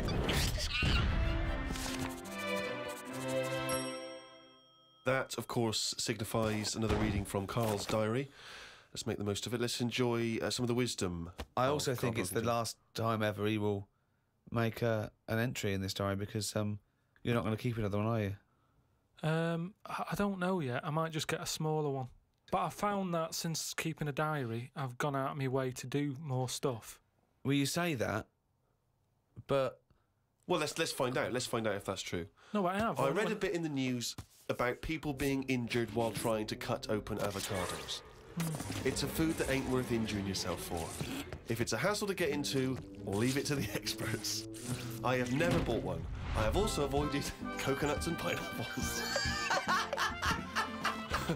The amount of hassle to get into these things outweighs the joys they give. Yeah. It's the same reason I never bought a pair of Dr. Martin boots. Too much hassle when it's time to take them off. Yeah, a lot of my mates used to wear them in like the 80s. You know, you can't just kick them off, can you? It's a big upheaval. You've got to unlace them. Yeah, I mean, since I found shoes with Velcro on them, brilliant. Why don't you get it sponsored? Because you could wear a Velcro toupee. Because that would be great if we could do that. If someone could invent a little hairpiece for Carl, Velcro's the little bit of fluff he's got on the top of his head, his shiny orange-like head. Pop a little Velcro toupee on. I would love that. I would love to get him wearing a wig. Watched a programme about the twins this morning. It was filmed 16 years ago. They are mental. They did everything together, including the backing up. Phone calls had to happen twice so they could both have the same chat, and they said the same stuff at the same time. Well weird. The bloke who I watched it with, I don't know who that is, just some homeless guys that you just invited into the flat? Just someone I've been sort of working with. Sure, a mate of yours. He said he fantasised about having it away with a pair of twins. I don't see the point in this. If you're going to have two of something, I would prefer to have two different women. If I had two cars, I wouldn't have the same one twice. Same rule with women. I don't even normally like buying the same pair of trainers twice in a row. No, if you're going to have something new, make a change. It's like that fella who was going out with a woman and then left her and went out with a twin sister. Not worth it.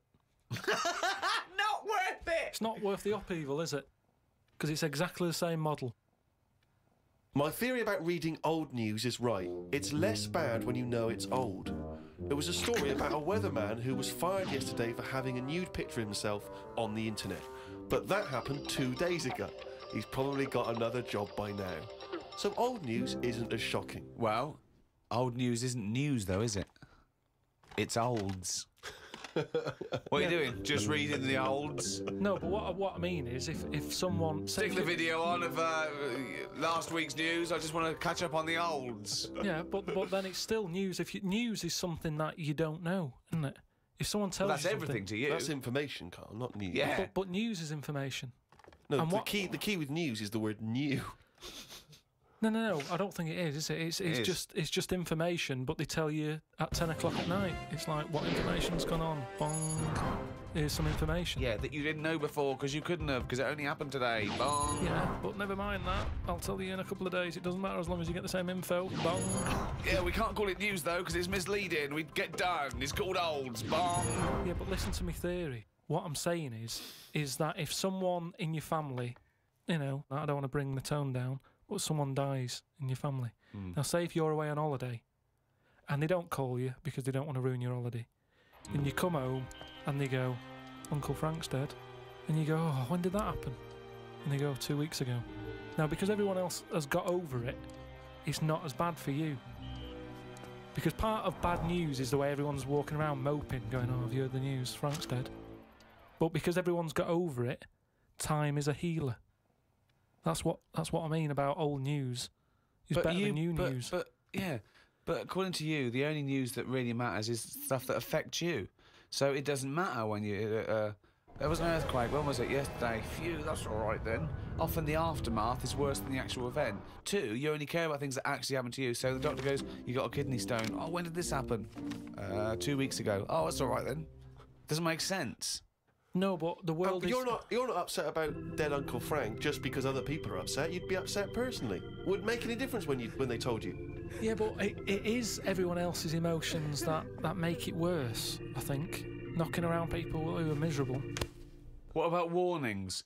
What about when they do things like smog warnings or, you know, there may be a... I don't like it on the news when they sort of say, news just in. I think, oh, what's this? You think, oh, what's going on? But it might be useful to know it. Important information. No, it just makes you panic. What? Yeah, but sometimes knowing stuff keeps you alive. Yeah, I don't know if I like it. It's sirens, you see. I don't like sirens, do I? I've said to you, I think it's a scary noise. Well, it's meant to be so you get out of the way. No, it's not meant to be. It's a sign to get out of the way. I'd prefer it if it... Like I've said... Hiya, can you just move out of the way? It can be anything, as long as we know. It can be a chicken noise. But as long as you know that chicken noise... that's not going to freak people out. No, but it sort of make you smile. But you'd go, oh, best get out of the way. You're cycling along and you hear what sounds like a giant chicken behind you. And you smile because you know that even though someone is burning to death, there's something clucking in my way. That's probably a guy having a heart attack. Going to my mum and dad's today. Oh. Got there, mum and dad, his mum made him some dinner. The old woman next door, brackets, whose man was a witch, just pop that in brackets. Just pop that in brackets. I think we've discussed that before, actually, the old woman whose mum was a witch. Whose man was a witch? Yeah. Oh. The old woman next door has been worrying because she keeps seeing adverts on the telly about changing to digital TV. She's saying she doesn't want wires drilled into her walls because they'll make a mess. My dad told her that it doesn't matter because it probably won't happen until 2012 and she'll be dead by then. He didn't say that to her, though, did No, he did. They've got, you know, she's old. It doesn't... She knows she's going to die. I mean, it's something we've all got in common. And he's right, isn't he? Why is she worrying about it? Maybe that's sorted it out. Put it into perspective for her. You will be dead when this happens. Don't be worrying about it. Went to bed around midnight. Suzanne and I decided to sleep tops and tails because it made me get a bit more room. Me dad had cut a bit off the mattress to fit it between 2 cupboards. It's amazing how much of a difference it makes just sawing off a bit of the mattress. You sort of roll to the edge, but the weight of the blankets keeps you in. This is like something from a Roald Dahl book. No, it's just you know, you think anything, you can sort of trim anything, can't you? And it normally works. But with a mattress, I mean, he only took off, I don't know how long that is, but he's sawn off about that much on the mattress and then has stapled it back together again. Amazing. And it just makes so much difference. Of course it does, because a mattress is a very carefully designed object. Yeah, you wouldn't think so, though, would you? Well, you would if you had a fucking brain in your nut. No. So we decided to sleep tops and tails. It just gets stranger. So strange. Why? He did it to make the room nicer with the cupboards on either side. So he sawed a mattress in half. Well, not in half. Can you imagine how hard it must be to saw a mattress in half? What did he use? What, a big electric saw? Well, it must have been, yeah, because there's a lot of springs and stuff in there. Jesus. So what happens to the springs? They just spring out the side? Well, some sort of stick out a little bit, but you're not lying on top, are you? They come out the side. So it's just got a bit of gaffer tape and a staple gun. Unbelievable. Oh, hey, man alive. It's like... Does he run it as a hotel? That's unbelievable. There are squats with better bedding arrangements. The mad woman next door saw me and said, "Hello, Clive. You live in a nursery rhyme." The old man down the road, the old woman next door whose mum's a witch, Uncle Alf who lives in a dinghy. This is like not a real place. It's like fucking Narnia. It's a children's TV programme. Unbelievable. Oh, God. Oh, just all of them there on this broken mattress trying to find the golden ticket. Oh, God. Oh, God. So, what's the big thing of this year? What's the big thing so far? You'll go, oh, yeah, that was the year that... I haven't really been following what's going on because of other like personal. Well, yeah. issues. What's the big? Okay, what's the big thing? My boiler's playing up still. Sick of it. Your what? My boiler. Your boiler? The boiler that heats the water up and stuff. But it doesn't. You know what I'd do in that situation? I'd instantly get a repairman out to sort it out. Done that twice. It was 80 quid for him just to say, looks like you need a new one. Why did you get a new one then? Call out. Because then you wondered, are you meant to believe him or is he out to sort of... Well, he's the expert. Yeah, but is he? It's like you're meant to get a second opinion, aren't you? Like. So that was the first time then. So what was the second time? Who came out the second time? Same fella. And what did he say? Well, I thought you were going to get a me? second opinion. I know, Yeah, and I also called up the company and they just sent him again because it. Well, call a different company. What was his second opinion? 80 quid. I undercharged you. It's 150. No, because they must look in the book and sort of go, oh, you know, Harry went round there or whatever, and they must think, well, he went there last time, so he knows the situation. Yeah. And got the same fella again. Well, and got the same opinion, I assume. Same answer, yeah. So what's his advice? He just said, you know, there are people out there who will touch it if you pay the right money. Well, okay, so you're going to get an expert in who does this thing and sorts it out. So. Well, no, I called up my dad. Oh yeah. He always knows someone who can sort stuff out. And he said, one of your cousins is a boiler man, and yeah, they're coming round, but I've never met them. And it turns out that person, because like the whole family, you know, I'm not into sort of keeping in touch with people. Sure. I haven't spoke to my brother for like, I don't know, 12 years, and sister about 15 years and that. So the idea of this cousin, who I mean, he might as well not have said he's my cousin, because I'm not going to know him anyway. I mean, that last fella, Harry, might as well have been related. So they're going to turn up, and now it turns out that because they haven't seen the rest of the family, they're going to like use this as a reunion. Oh, what? So they're all going to come round whilst they're all coming round whilst he fixes the boiler. Yeah, and I hate family things anyway. So they're going to come round and just look at you. Well, yeah. Apart from the one who's fixing it, he'll be fixing it, and the others will just be sat around, sort of going, "So, how have you been?" It's like, well, where do you start? I haven't seen. Seriously, I mean, they are strangers. When they buzz, I could be letting anyone in. They buzz the door. And so you're going to entertain them all in your flat? Well, I said to my dad that I might just say that I've got to go to a meeting, let them in, and then shoot off. And all it's going to do is dig up problems, innit? If my cousin was Einstein, very nice. Yeah. But at the end of the day, that's going to add extra pressure. If your cousin was Einstein, then you really are an underachiever. No, but do you know what? If he was, I'd know about it. I don't reckon you would know about it. I don't reckon your family would be that impressed with Einstein. They would have stayed in touch. He was always the weird one with the scruffy hair and his tongue out. Yeah. I remember our early ambition was to actually be educational as well as hopefully entertaining, and I feel perhaps at times we've perhaps slightly shortchanged listeners in terms of what they're learning. Well, they're not learning anything because also, even as, you know, compared to Carl, we are educated, but we're guessing a lot of the stuff, and he flummoxes us, you know, sometimes. Yeah. I mean, it was fun trying to be pompous and professorial enough just to fight Carl's ignorance. I think we've learned more new words from Carl than we've learned anything else. Yeah. There's been a lot of the made-up words, perhaps more than ever before. And also some of the most abstract conversations I think we've ever had. I mean, Carl's, as he gets older, becomes more and more arrogant and confident. He said a new one to me the other day. There was a problem downloading, and he said they've added to the fuckerage. Which is good. Yeah. No, I reckon the stuff we know is enough now, and all we tend to do is find problems. All the mysteries still in the world. The mind-body problem. What a prick. How to save the world. Yeah, but we're not, are we? We know it's dying. We don't know how to fix it. Not yet, we don't. Turn your lights off. But then we didn't. You turn yours off. Let's Get sick of it. Leaflets through the door all the time. Turn your eating off. Turn the lights off. Living like a mole. I love his little internal dialogues out loud. They're fantastic. The little discussions he has with himself. Oh, I can't wait till he's old. That's going to be amazing. Us three, when we're about 75, 80, he's fucking moaning. Oh, we're in a little home together. I just fucking... fucking hell. Oh, Carl. Do you remember when you were 73? No, do I fuck? Tell us the Tic Tac anecdote again. Oh,